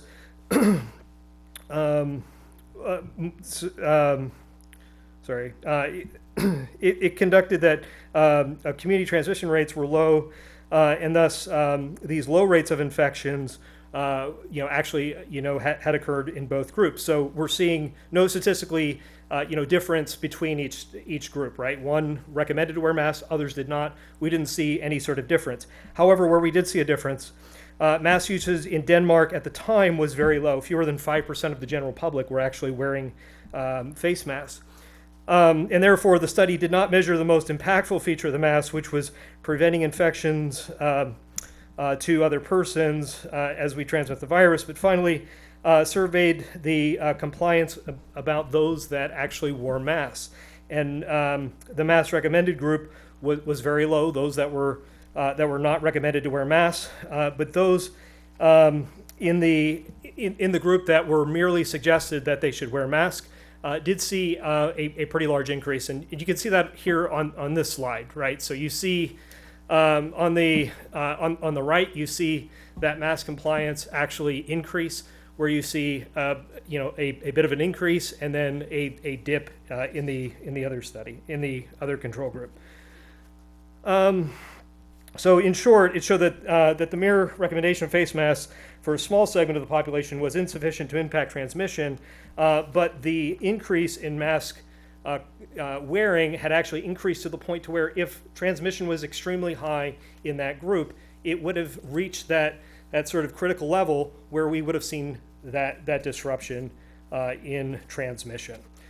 Keep in mind that even a 15% compliance with masking will actually perform quite well in a population setting. Okay, next slide.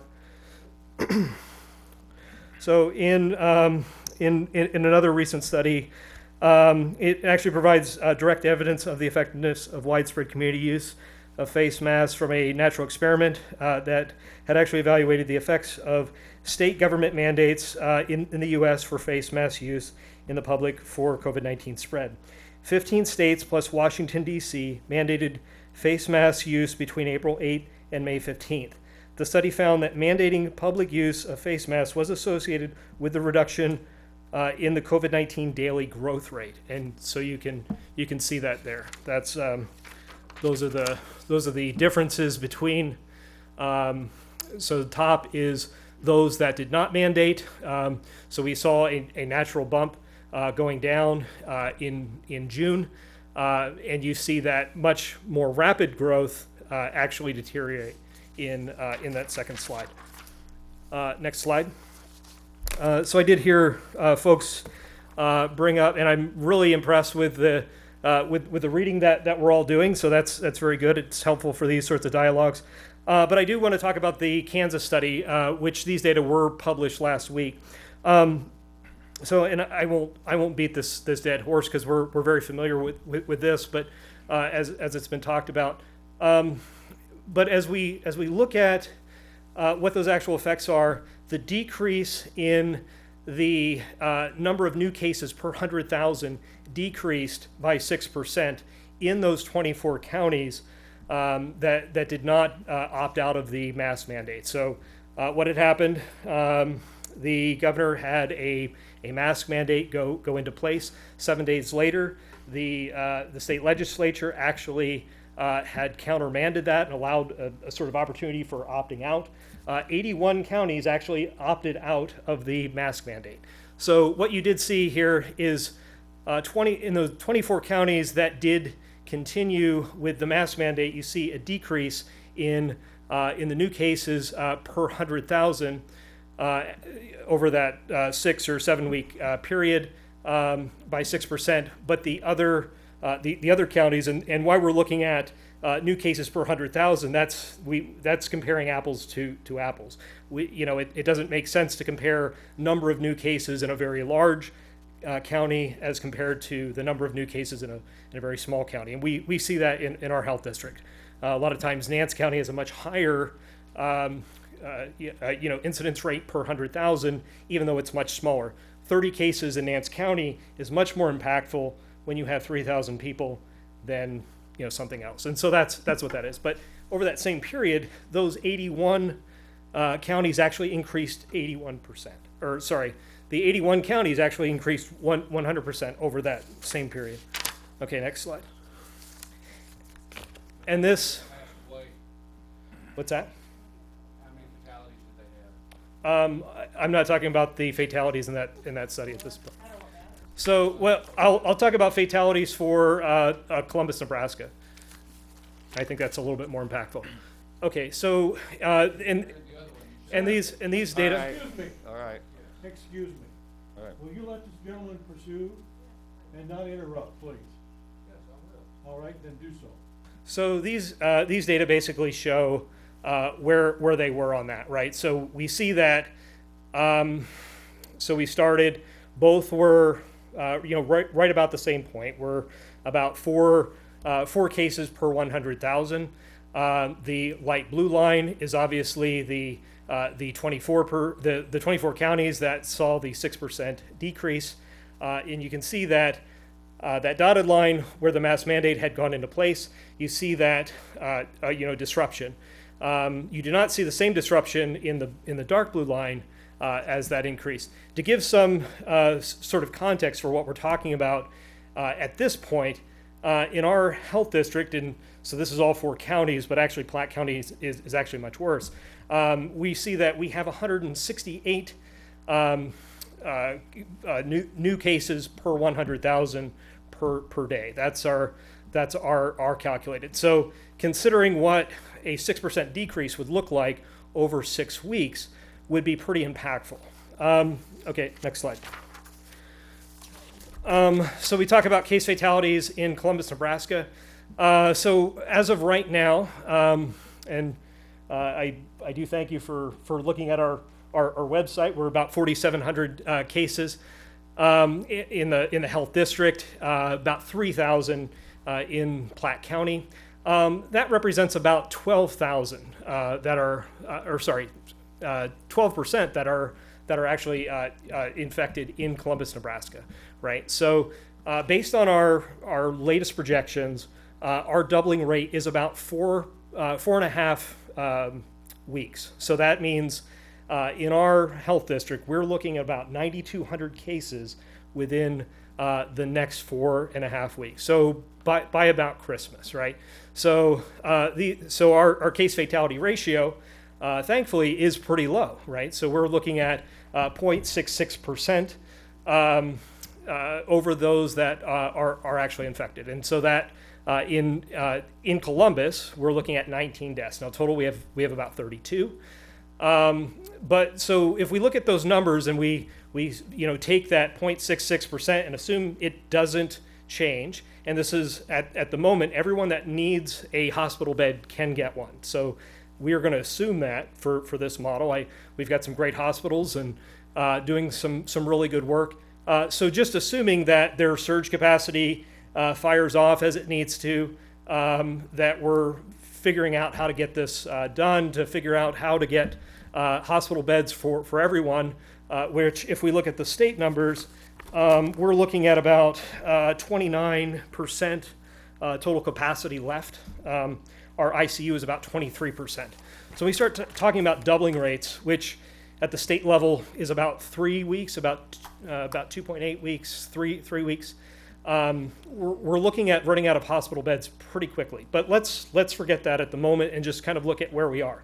So with our current doubling rate, we're looking at 24% infected at a 0.66 case fatality ratio. We're looking at 37 deaths by Christmas. By February 1st, we're looking at about 4 times that. We're looking at a 48%. And so that's 74 deaths. And then I highlighted February 23rd because this is where the Kearney sunset was actually factored in, which actually aligns pretty well with when we expect to have phase 1B of our vaccine. So phase 1A, that's going to our healthcare workers. Phase 1B, 65 and older, we can really start targeting those targeted groups. We've got really good plans in place. The state has good plans. There's really good federal plans. Once we get the vaccine, we're going to be able to start doing this really quickly. But if we see that for the 19 deaths that we have in our 32 deaths in our health district, it's going to take about anywhere between 80 and about 95% of that of either of herd immunity, so that's total infection or vaccination, to get to a point where we have that sort of population level protection. So by February 23rd, I moved that forward, so that's 66% infected, and that is 102 deaths. We can affect that trajectory with a short-term ordinance like we're talking about tonight. Next slide. So I've heard a lot of comments about masks not being very very effective, and on their own they aren't. No one's going to pretend that they are. This is the pandemic Swiss cheese model. I think it's one that sort of illustrates things pretty well. This was actually created in 1990. Sort of updated for what we're actually talking about. So it takes all of those things. It takes that physical distance, it takes the masking, it takes hand hygiene, and so forth, all coming together, each being very, very imperfect. Even as Mayor Bulkley had said, Omaha has yet to issue a citation for their mask mandates.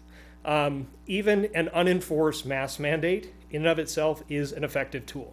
It's a psychological tool. It provides some understanding of the guidance that should be done. One of the things, and I wasn't going to expand upon what I was going to talk about with data, but one of the things that we had consistently seen statewide is that once we had moved into let's say phase 4, people sort of understood that as sort of health guidance, and things are safer now. We can sort of open up. We were starting to surge once we hit phase 4. A mask mandate like this for a short period of time to buy us some time is just another piece of cheese in the total toolbox. Thank you. Dr. Anderson?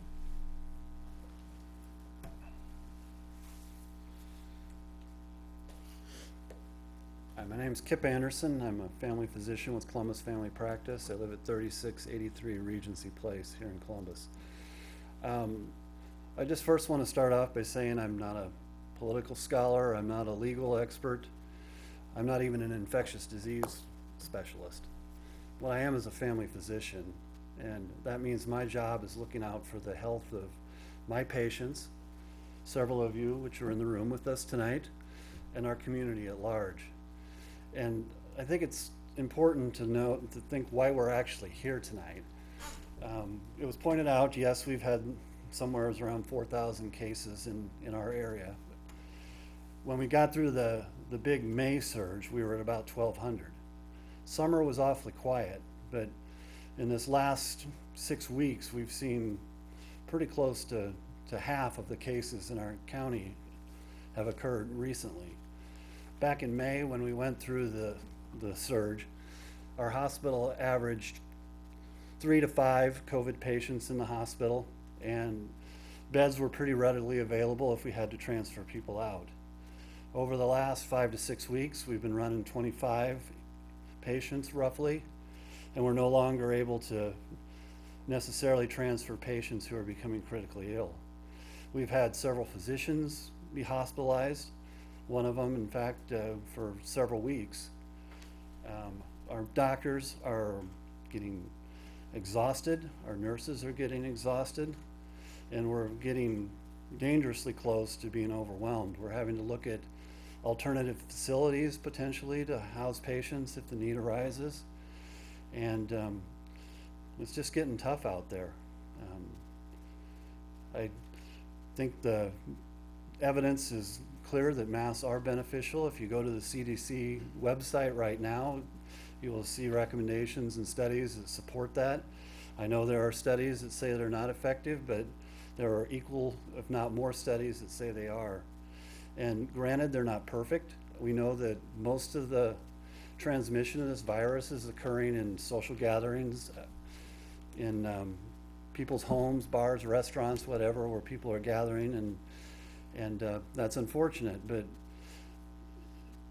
we know that just an inopportune cough or sneeze or something could potentially transmit this virus as you're walking in or out of a convenience store, and it's just so little to ask to throw one of these things on. I'll be the first to admit I'm tired of them. They give me a scratchy throat, and I wear it pretty much all day, but I feel like it's a small sacrifice to make for my patients, and I would ask that people would make that sacrifice for their healthcare providers in this community. And that's why I think it's a good idea.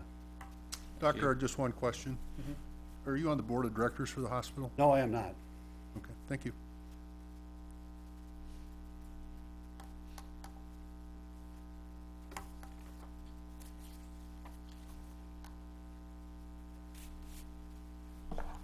My name is Michelle Sell, 127 North Parkway. Thank you, Mayor Bulkley and council members, for your continued attention. I'm a primary care physician here in Columbus, and like Dr. Anderson, I serve only to try to protect our people and keep you healthy and safe.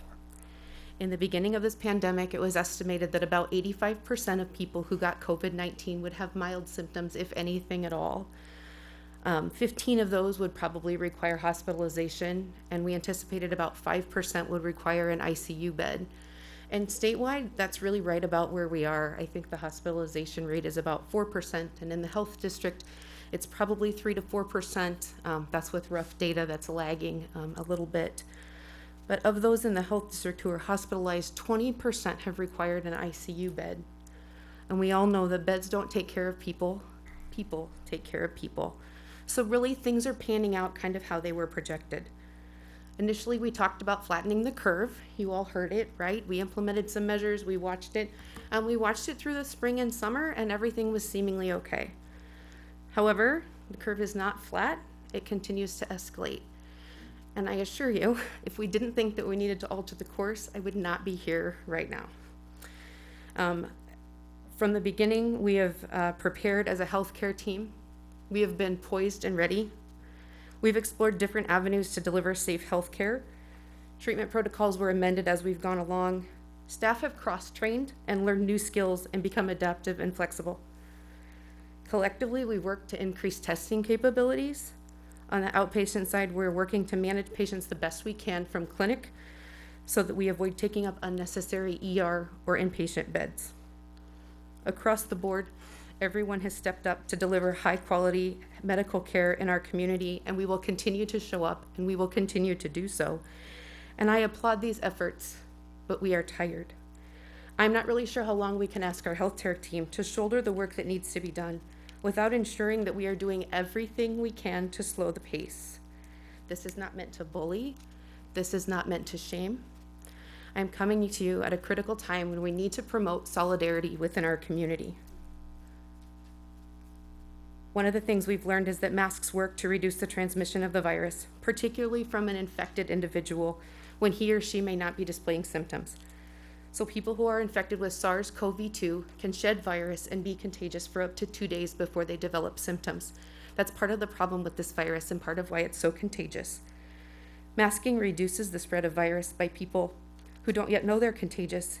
And this is why it's simply not good enough just to ask people to stay home when they feel sick, because they've already been shedding virus for 2 days by the time they feel sick.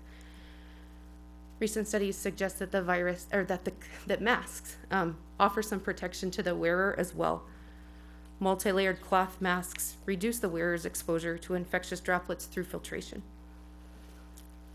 Decreasing transmission of the virus decreases cases, which in turn reduces the number of individuals who will require intensive and hospital care. It reduces EMS transports, freeing them up to do other important work and transport other individuals who are sick. And it means fewer individuals will succumb to the virus or suffer long-term effects, which are still being defined. Because masks work, they have kept our clinics and our hospital open and staffed. They have allowed our students to return to school for in-person learning where we know they learn best. And they are an essential intervention for keeping businesses, both small and large, open and staffed. Because masks work, fewer people will need to quarantine, more people are present at work, which reduces the stress burden on everyone. Some of your neighbors are sick. Many of your neighbors are scared. COVID fatigue is real. The mental health consequences are real. We see it in the clinic every day. We've been at this a long time. But as a community, we can work together to keep this moving along at a manageable pace. And I implore you as community leaders to step up and accept universal masking, in addition to other measures such as social distancing, avoiding crowds and large gatherings, excellent hand hygiene, and complying to isolation and quarantine guidelines. And to echo the gentleman earlier, I'm really disappointed in COVID-19 too, and I want it to go away. This pandemic is one for the books, and at the end of the story, I hope we fall on the right side of history. At the end of the day, we need to say that as a community, we did absolutely everything we could to protect our neighbors and to empower our healthcare teams. Thank you for your time, and please stay well. Thank Doctor? you, Dr. Sills. Yeah. Same question. Are you on the board of directors for the hospital? I'm not. Thank you. I have a letter from another physician in town that could not be here this evening. I think many of you know him. It's Dr. Lemke. He has been a physician for 32 years and has faced many challenges. This is one unlike any other that he has known. The medical community as a whole is unified in its support for a temporary mask mandate. To be brief, he gives a couple of concerns and realities. One, we are seeing more cases in all age groups of people in all walks of life. Many have mild symptoms and go on to recover without problems. Many will have more moderate symptoms for a few days and then take a sudden turn for the worst. Many people are very, very frightened and how they feel and if they are going to die. The positives we have now will become the hospitalized and the deaths in 3 to 4 weeks, Christmas time. Many of the cases of minimal symptoms are still going about their lives. Many of the cases with minimal symptoms are still going about their lives without knowing they have the virus. By the time they are tested and results back, many other people have been infected. This is the reason why masks are so important for all people. Most of the people that are spreading the virus have no idea that they are either asymptomatic or pre-symptomatic. These are temporary measures. We have great hope that the vaccines will be much greater than what we thought and will be here much sooner than what we thought. However, if we continue to stress the medical system, we will suffer more long-term consequences. I think having a mask mandate along with social distancing and hand washing will help slow things down. I think these measures will benefit small businesses in the long run because it will help keep them open if we can control the virus. Our healthcare workers, including doctors and nurses, are currently very, very stressed. They cannot take much more of this on-site as the caseloads get higher. I worry that the decisions that we are making because of fatigue aren't always the best. Even people who do not have COVID are going to be affected because the provider is sleep deprived and stressed. We can get through this as a community, but we have to act now because every day we wait is more people will be in the hospital and potentially more people will die. Again, Dr. Luke Lemke. I have another comment from, I reached out to our school systems to see what their feelings were in this situation. I received a letter from Superintendent Troffelholz from Columbus Public Schools. Lawfulholz, I am sorry, I apologize for that. Troy sent this letter, and I will just paraphrase it and not read the entire thing. Columbus Public Schools is in 100% support of a community-wide mask mandate. We have mandated masks in our school buildings since the teachers reported on August 4th. All students, including preschool and staff, have diligently wore their masks now for over 17 weeks. Masks work. To date, no community spread has been attributed to getting the virus at school. The community back in August and since then have asked that schools remain open and take care of their kids. We have listened and opened with mask mandates and are now heading the way for safety in our community. We are now asking the same of the community to help our schools stay open. By doing your part, we need masks worn everywhere in our community to slow the spread of the coronavirus. I also received a letter from SCOTUS Central Catholic supporting a mandate, and from the superintendent of Lakeview supporting the mandate. So we have mandates and support from our school systems. I have a question, Jim. Yes, sir. Obviously, your mandate talked about the medical profession and hospitals being overtaxed. Did we hear from the hospital? I have a letter from the hospital that encourages the wearing of masks, the washing of hands, and the social distancing. So they took no position? No, they did not. Just a minute, just a minute, just a minute. Sure. Anyone else here that would from the audience that would like to speak in favor? Let me just, David, please. I think we'll get to council questions here in a minute. I'd like to get the public. No. David Bell, 15 Clear Lake. I've been on my feet for 2.5 hours. I'm a little dizzy, so if I appear dizzy, that's my excuse.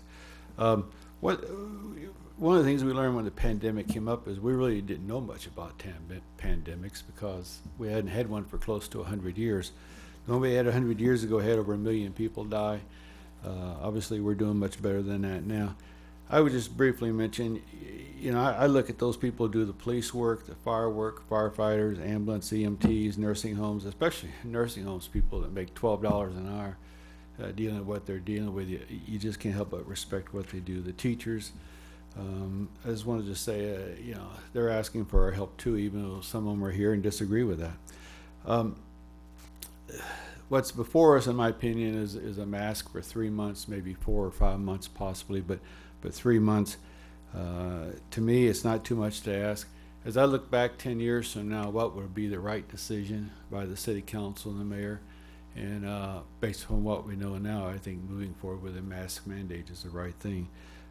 Lots of times I have to decide who am I going to trust in life, and truthfully on this, the people I trust most is our medical community, and we've had 3 doctors who have presented letter or spoke out. So in conclusion, thank you for considering this. I think it's the right thing to do, and I applaud your efforts. Thank you, David. We'll take a question or two that's still in the audience, and then we'll let the council have discussion. Yes, sir. And please come forward because it is being televised. So. Did either of the schools, the businesses, or the hospital have any underwritings, signatures, or anything like that from employees or students?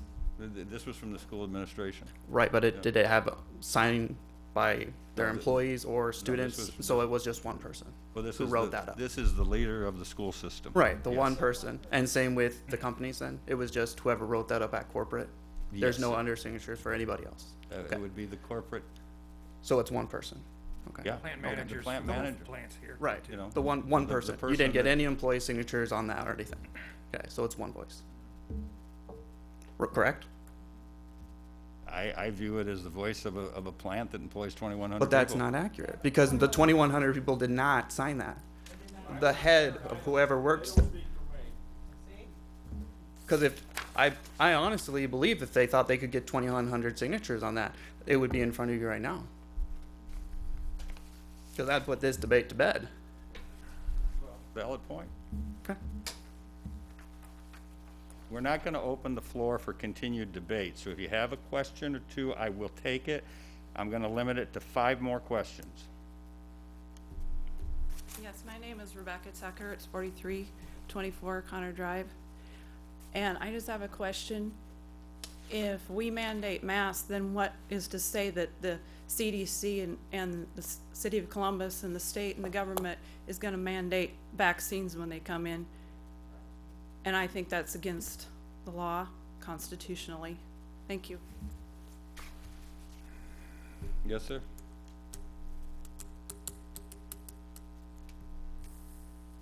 My name is Austin Keys. I live at 4921 37th Street.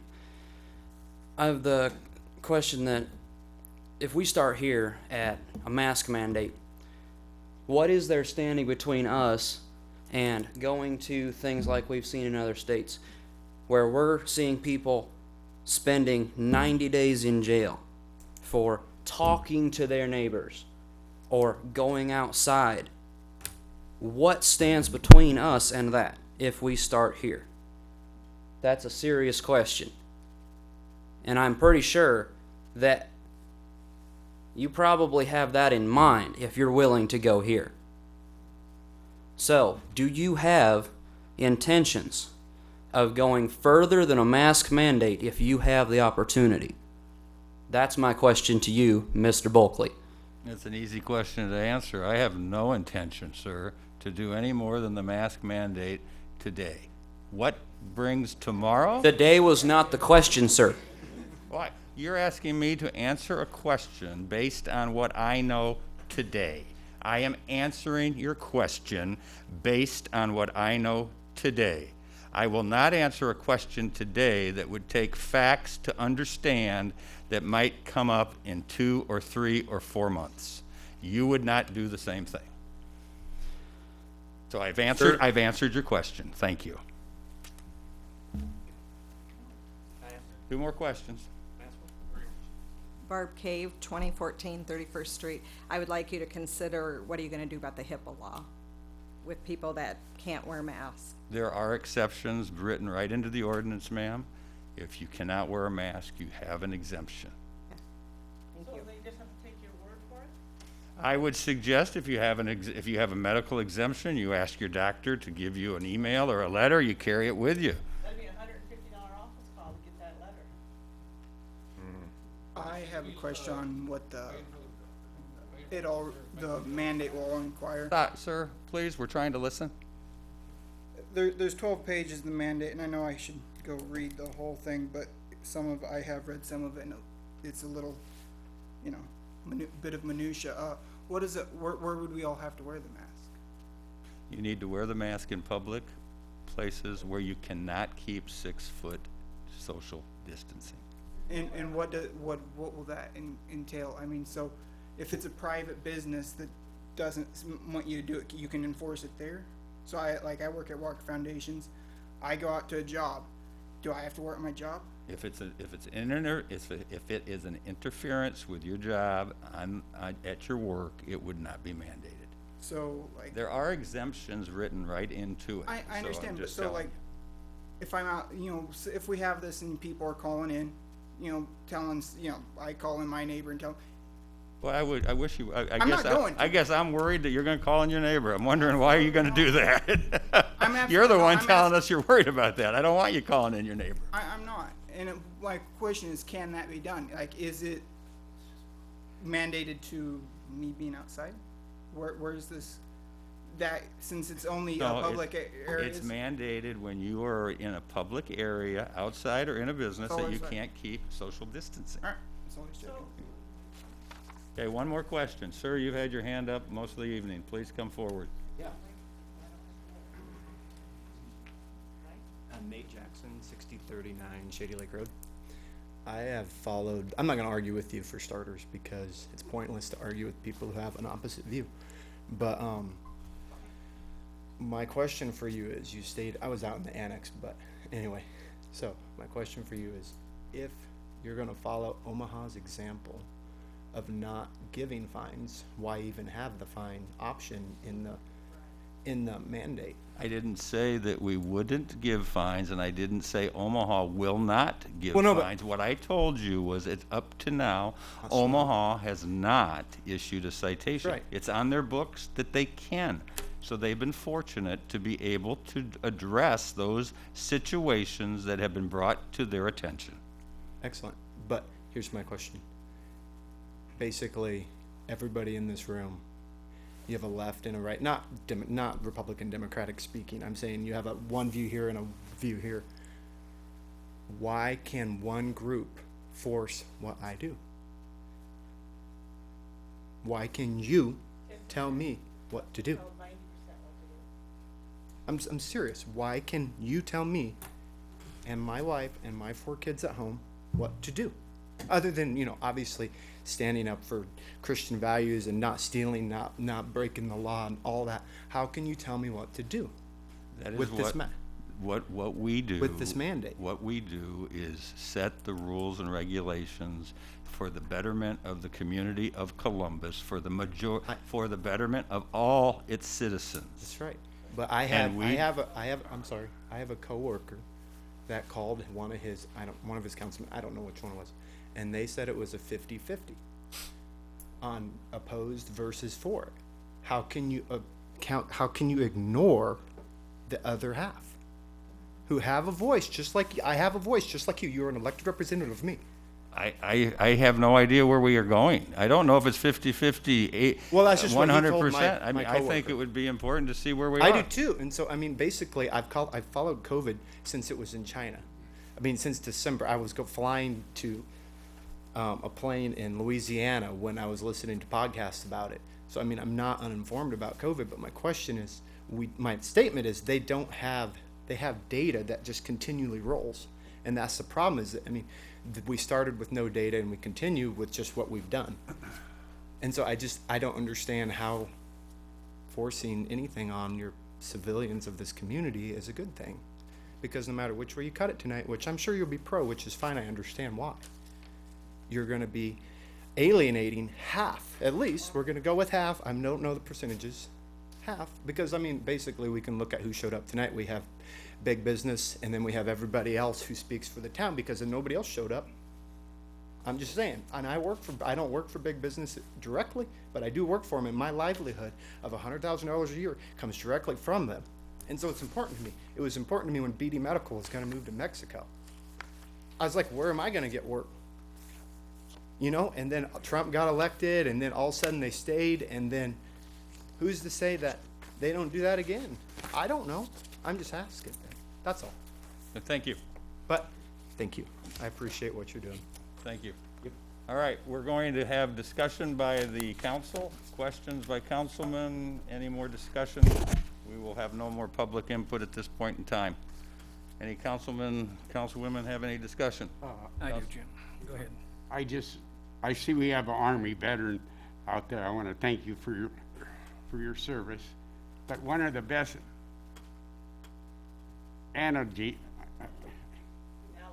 analogies, thank you, that I've heard was from a Vietnam veteran of mine, friend of mine. He said, when you went out on patrol in Vietnam, they didn't order you to wear a flak jacket, but it was a damn good idea if you wanted to stay alive. So that's all I got to say. I think he could back that up, and so could John. Charlie? I don't know if anybody's had the opportunity to read this ordinance, but there's two paragraphs in it that I'd like to just kind of touch on a little bit. Individual face coverings required, and premises that are open to the public, duty to require facial coverings, pretty much all read the same, and they end up in a list of things where you don't have to wear the mask. And there were some medical ones, and there's hard of hearing ones, and some of these others. But it also says in there, unless the individual maintains a minimum of 6 feet of separation or social distance at all times from anyone who's not a member of that household. So you can go to the store and go in and not have a mask as long as it's okay with that store.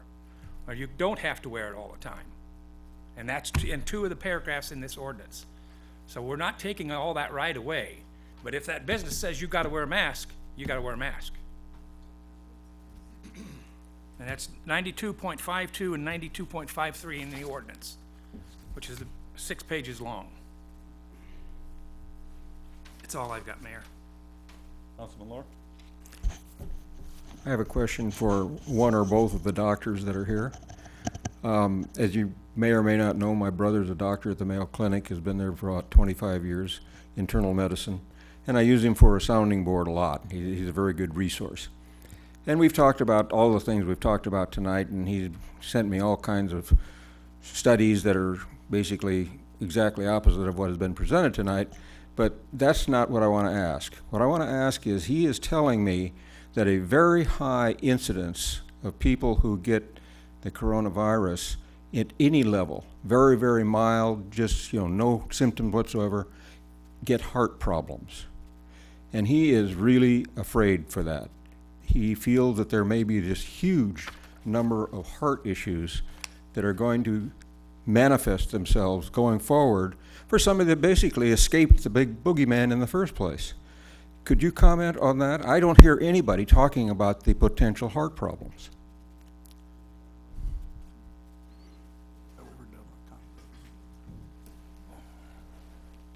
One of the things that makes this so hard to manage is that the long-term effects are still being identified because it's brand new, right? Remember, this was a brand new virus in January, really, to us with our first deaths in February. So I think, yeah, we're learning now that people are starting to recover, that the long-term effects are certainly significant. And I can't quote you a statistic of how many people have cardiac effects. I know it's on our radar when we're watching people recuperate. I know we're watching people take weeks and weeks to feel better, but they're having symptoms that are lingering. So that's what I can tell you from a primary care standpoint. Thank you. Yeah, and just to echo that, it pretty much takes like an MRI or some pretty sophisticated studies to determine that. And unlike at the Mayo Clinic, we're not able to do that on anybody and everybody that's had COVID. But like Dr. Sell said, each day when I have a hospital follow-up with a COVID patient, I'm hearing different constellations of ongoing symptoms and problems, and I think we're going to continue to see that as time goes forward. And it may be that it is a lot more of a chronic illness than we think it is too. Thank you. Any other comments, Dr. Lord? Thanks. Rich? Well, this has been a very trying week, and received a lot of emails, a lot of phone calls, people questioning where I stood and what my thoughts were, and all along I've talked about this, the mandate itself being unenforceable, like our fireworks law, like trains blocking the railroad tracks. You know, we're a country of laws. That's why we, you know, if everybody did what they were supposed to do, we wouldn't need speeding laws. We wouldn't have to worry about drunk drivers. And there is a point where we do need some direction. I'm not sure this is the mandate for that direction. I did tell somebody that if I had to vote the day I talked to them, that I would probably vote against this. I told them I wanted to make sure, because I represent the third ward is more than just the people that are sitting in this room, and I thought maybe we'd had other people that would have opinions too. And so what we do here is everybody thinks it's a foregone conclusion that we've made a decision. I don't know where everybody got that. I think the mayor has tried to bring something forward for discussion, and I thought we had a pretty good discussion. I was a little disappointed in the against side stopping the for side talking. I thought it was very disrespectful. You know, these seats come open every 2 years, and not many people stand up to do that. But if you're standing here tonight, I really encourage you to maybe look at that going forward, because it's not real easy sitting here making a decision for 23,000 people. It's a thankless job. It's very low paying. Hopefully we can observe a little more courtesy. A gentleman said, you know, why don't I have a chair here? Once again, he wants government to provide him something. Do it all. We can't do it all. What we'll try to do is try to do our best. We have to vote our conscience. With that being said, I probably will vote against this mandate, because it's not enforceable, and I don't think it's just like, I think, another step in going forward. I feel very badly that the hospital, who is probably the direct recipient of the cases, could only tell us that we should continue to wash our hands and put our masks on and go forward, and that's their opinion, and so we have to appreciate that. But I do appreciate all of your time here. It's been a long evening, but I do wish sometimes you would just stop and think what we have to do here. It's not easy. Thank you.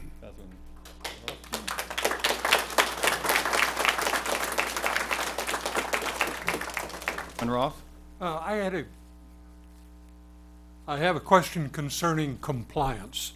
And I'm wondering, what is the compliance today of wearing face masks in public places?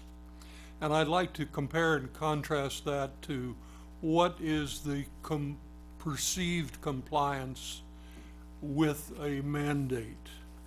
Are we today having 20% compliance and with a mandate have 90% compliance?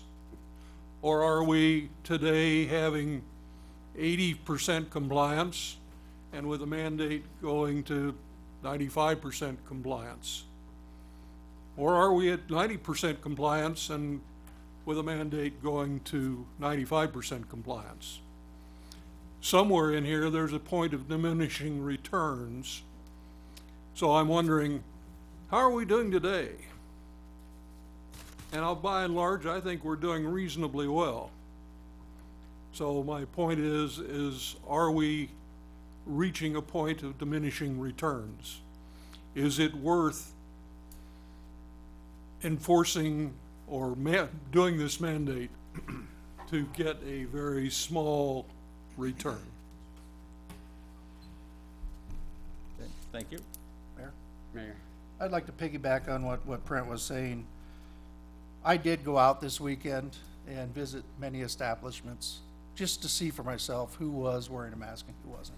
Not to call anybody out individually, but I can say that without a doubt, my calculations, there was over 90% of the people I came in contact with had a mask on. Right, wrong, or indifferent, they all did. Some didn't. So I think as a community, we are moving in the right direction. I think a lot of you probably don't have one on tonight just to make a statement. I believe that most of you probably wear one when you go out. As far as the mandate, I don't believe this is something that we as a city government can enforce, let alone impose on our constituents. There's a lot that could be said further, but I think we've heard about everything tonight, and I'll have to give somebody else a chance to speak to. Councilman Schilling?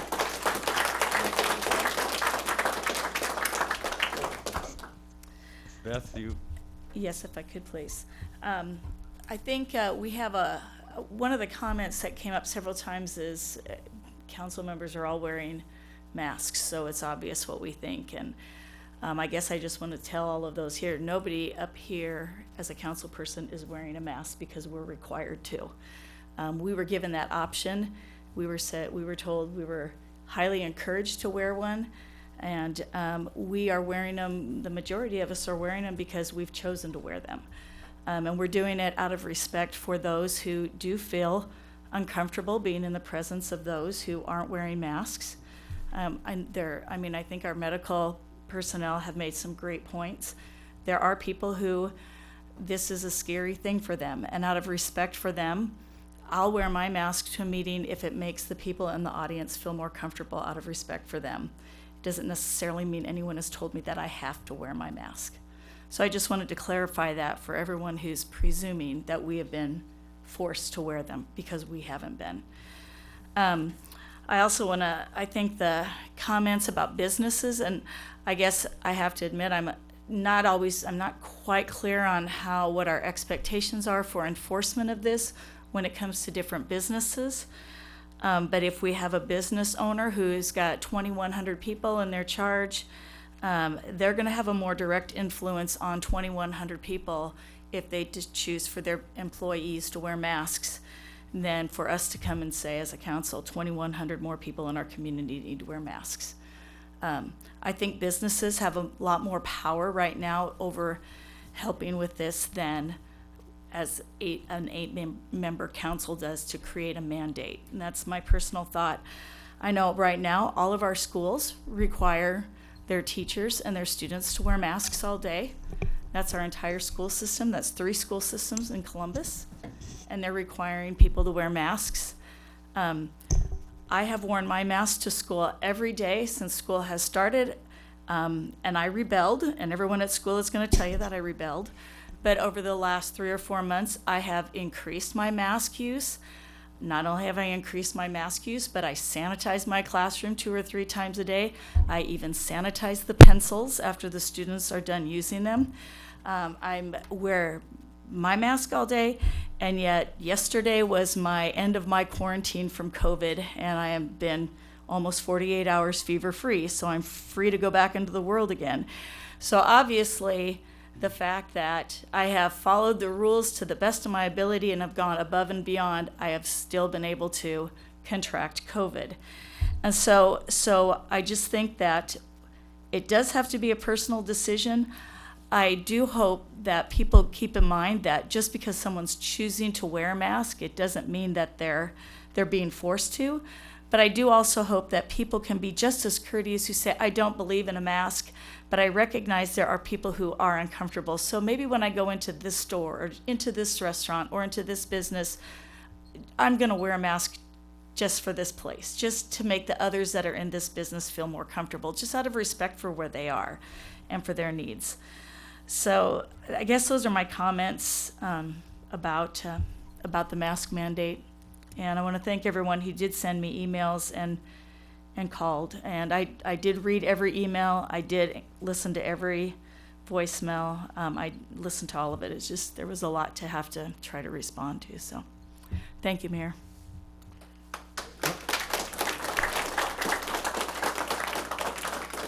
Councilman Schilling? Well said, Beth.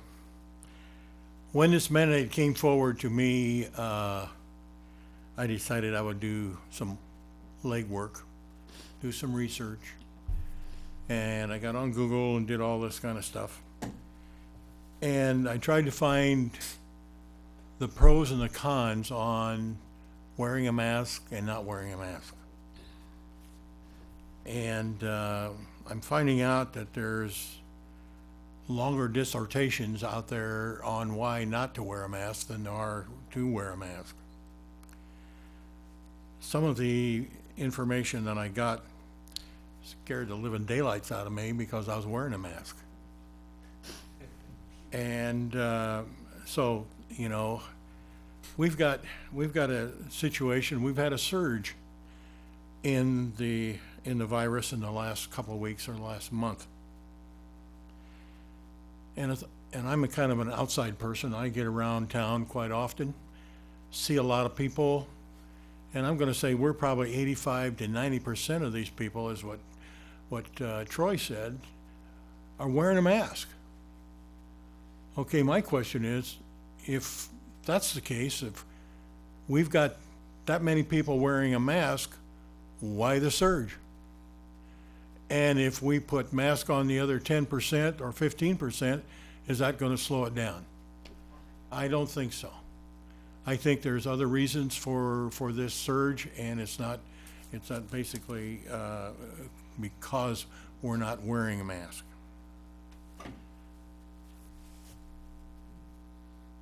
One of the things I also want to say, and that is, if this is voted through, then I think we as a council, we need to sit down and explain to people and teach the people on how to use them, how to use the mask. I'll guarantee you what, I saw a mask tonight, not against you, Mayor, but, you know, and myself, I mean, I was up and down with this, put my hand on it. You know, these are things that you know, distinguish the non-use of the mask. So we need to teach them how to use the mask, and maybe we need to have to teach them which mask to use. That may be needed. Yeah. So anyway, with the mandate, you know, we've got a federal government and a state government that are mandating to us all the time. And, you know, and I look at it as, you know, this needs to stop or slow down, and maybe we as small government need to start. So with that, I can't go along with this mandate and vote for it. Thank you, Mayor.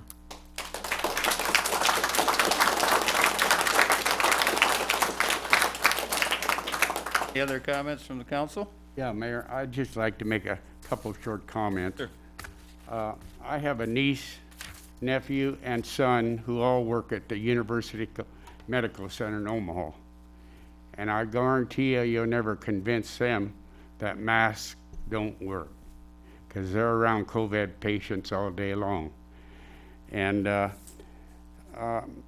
another point I'd like to make is Dr. Redfield was on the news today. He's a CDC director, and I'm quoting him. He said, if only people would realize masks do help. Now, I'm quoting him, that's not my words. And another point I'd like to make, most of you, if you got COVID, you probably got an 80% chance of surviving. It depends what side of the fence you're on. I'm 76 years old. My wife and I, my wife's 74, my wife and I both have heart problems. What's our percentage rate of surviving if we get COVID? That's why we will wear a mask all the time. Our percentage rate goes way down, probably 10% of surviving. I don't know, I'm not a doctor, but I know our percentage rate goes way down. But I would just like to make that comment. It kind of depends on what side of the fence you're on there. Thank you. All right. Mayor? Yes, sir. Councilman. One last thing, and Beth, thank you for reminding me of this. I want to thank everybody who sent me emails and called. We had nice discussions either way. I tried to get back to absolutely everybody, and I've got a backlog at home. I will get back to you if I haven't answered you, by the way, and I apologize for that if I didn't. I've kind of lost track. But anyway, it's been a great discussion, a great run as far as I'm concerned. And we sincerely appreciate all of you taking your time to come out here and express your wishes. Thank you. Yeah, John, thank you for reminding me and Beth. Yes, I appreciate everybody that called, made comments, our discussion, and thank you again for your participation. I would like to echo the same. I think the entire council wants to thank everyone for the input that we got. The process is, this is the process. You can all have your predetermined opinions before you come into here, but this is the process. This is our government for the city of Columbus. People ask, well, how can you control this? Well, those are the laws. That's what we have been elected to do, is make some of those decisions, as Councilman Jablonski so rightly said. Some of them aren't very fun. Some of them are, some of them aren't. Some of them take 10 minutes for a meeting, some of them take 2 hours, 3 hours. So the point being, this is the process. This is the people coming forward. I do know there is a core of people that are in support of this. I got almost just as many emails from them as I did from all of you. I received over 170 emails in the last 4 days. And, and I appreciate it, I think we all do. That's the system. That's what this is set up to do. And where we go with this vote, it's what the system decides. And the point was, in the beginning, I asked everyone to be polite. I asked everyone to respect their neighbors, and basically we did. And when this meeting is over, I will ask you all to do that same thing. We live in the city of Columbus. We are all neighbors, and basically we're all friends. Moving on from there, we have a motion and a second on the floor. Do we not? We do. We have a motion and a second on the floor.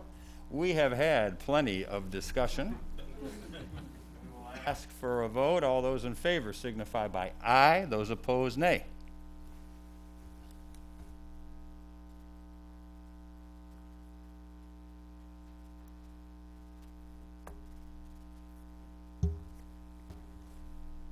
We have a vote of 1, 2, 3, 4 yeas and 1, 2, 3, 4 nays.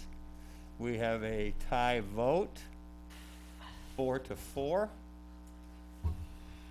In a tie vote, Is everybody's vote correct on this? And I ask, simply before discussions have been made, I'm asking if everybody's vote is correct. And the nay vote was against the, What do we have to have to pass an ordinance? You have to have a majority. Well, I'm asking if everybody's vote on here is correct. If nobody is objecting to their vote on here, we have a 4-4 tie. In a tie situation for an ordinance vote, the mayor can cast the deciding vote. I vote in favor of this ordinance. Meeting adjourned.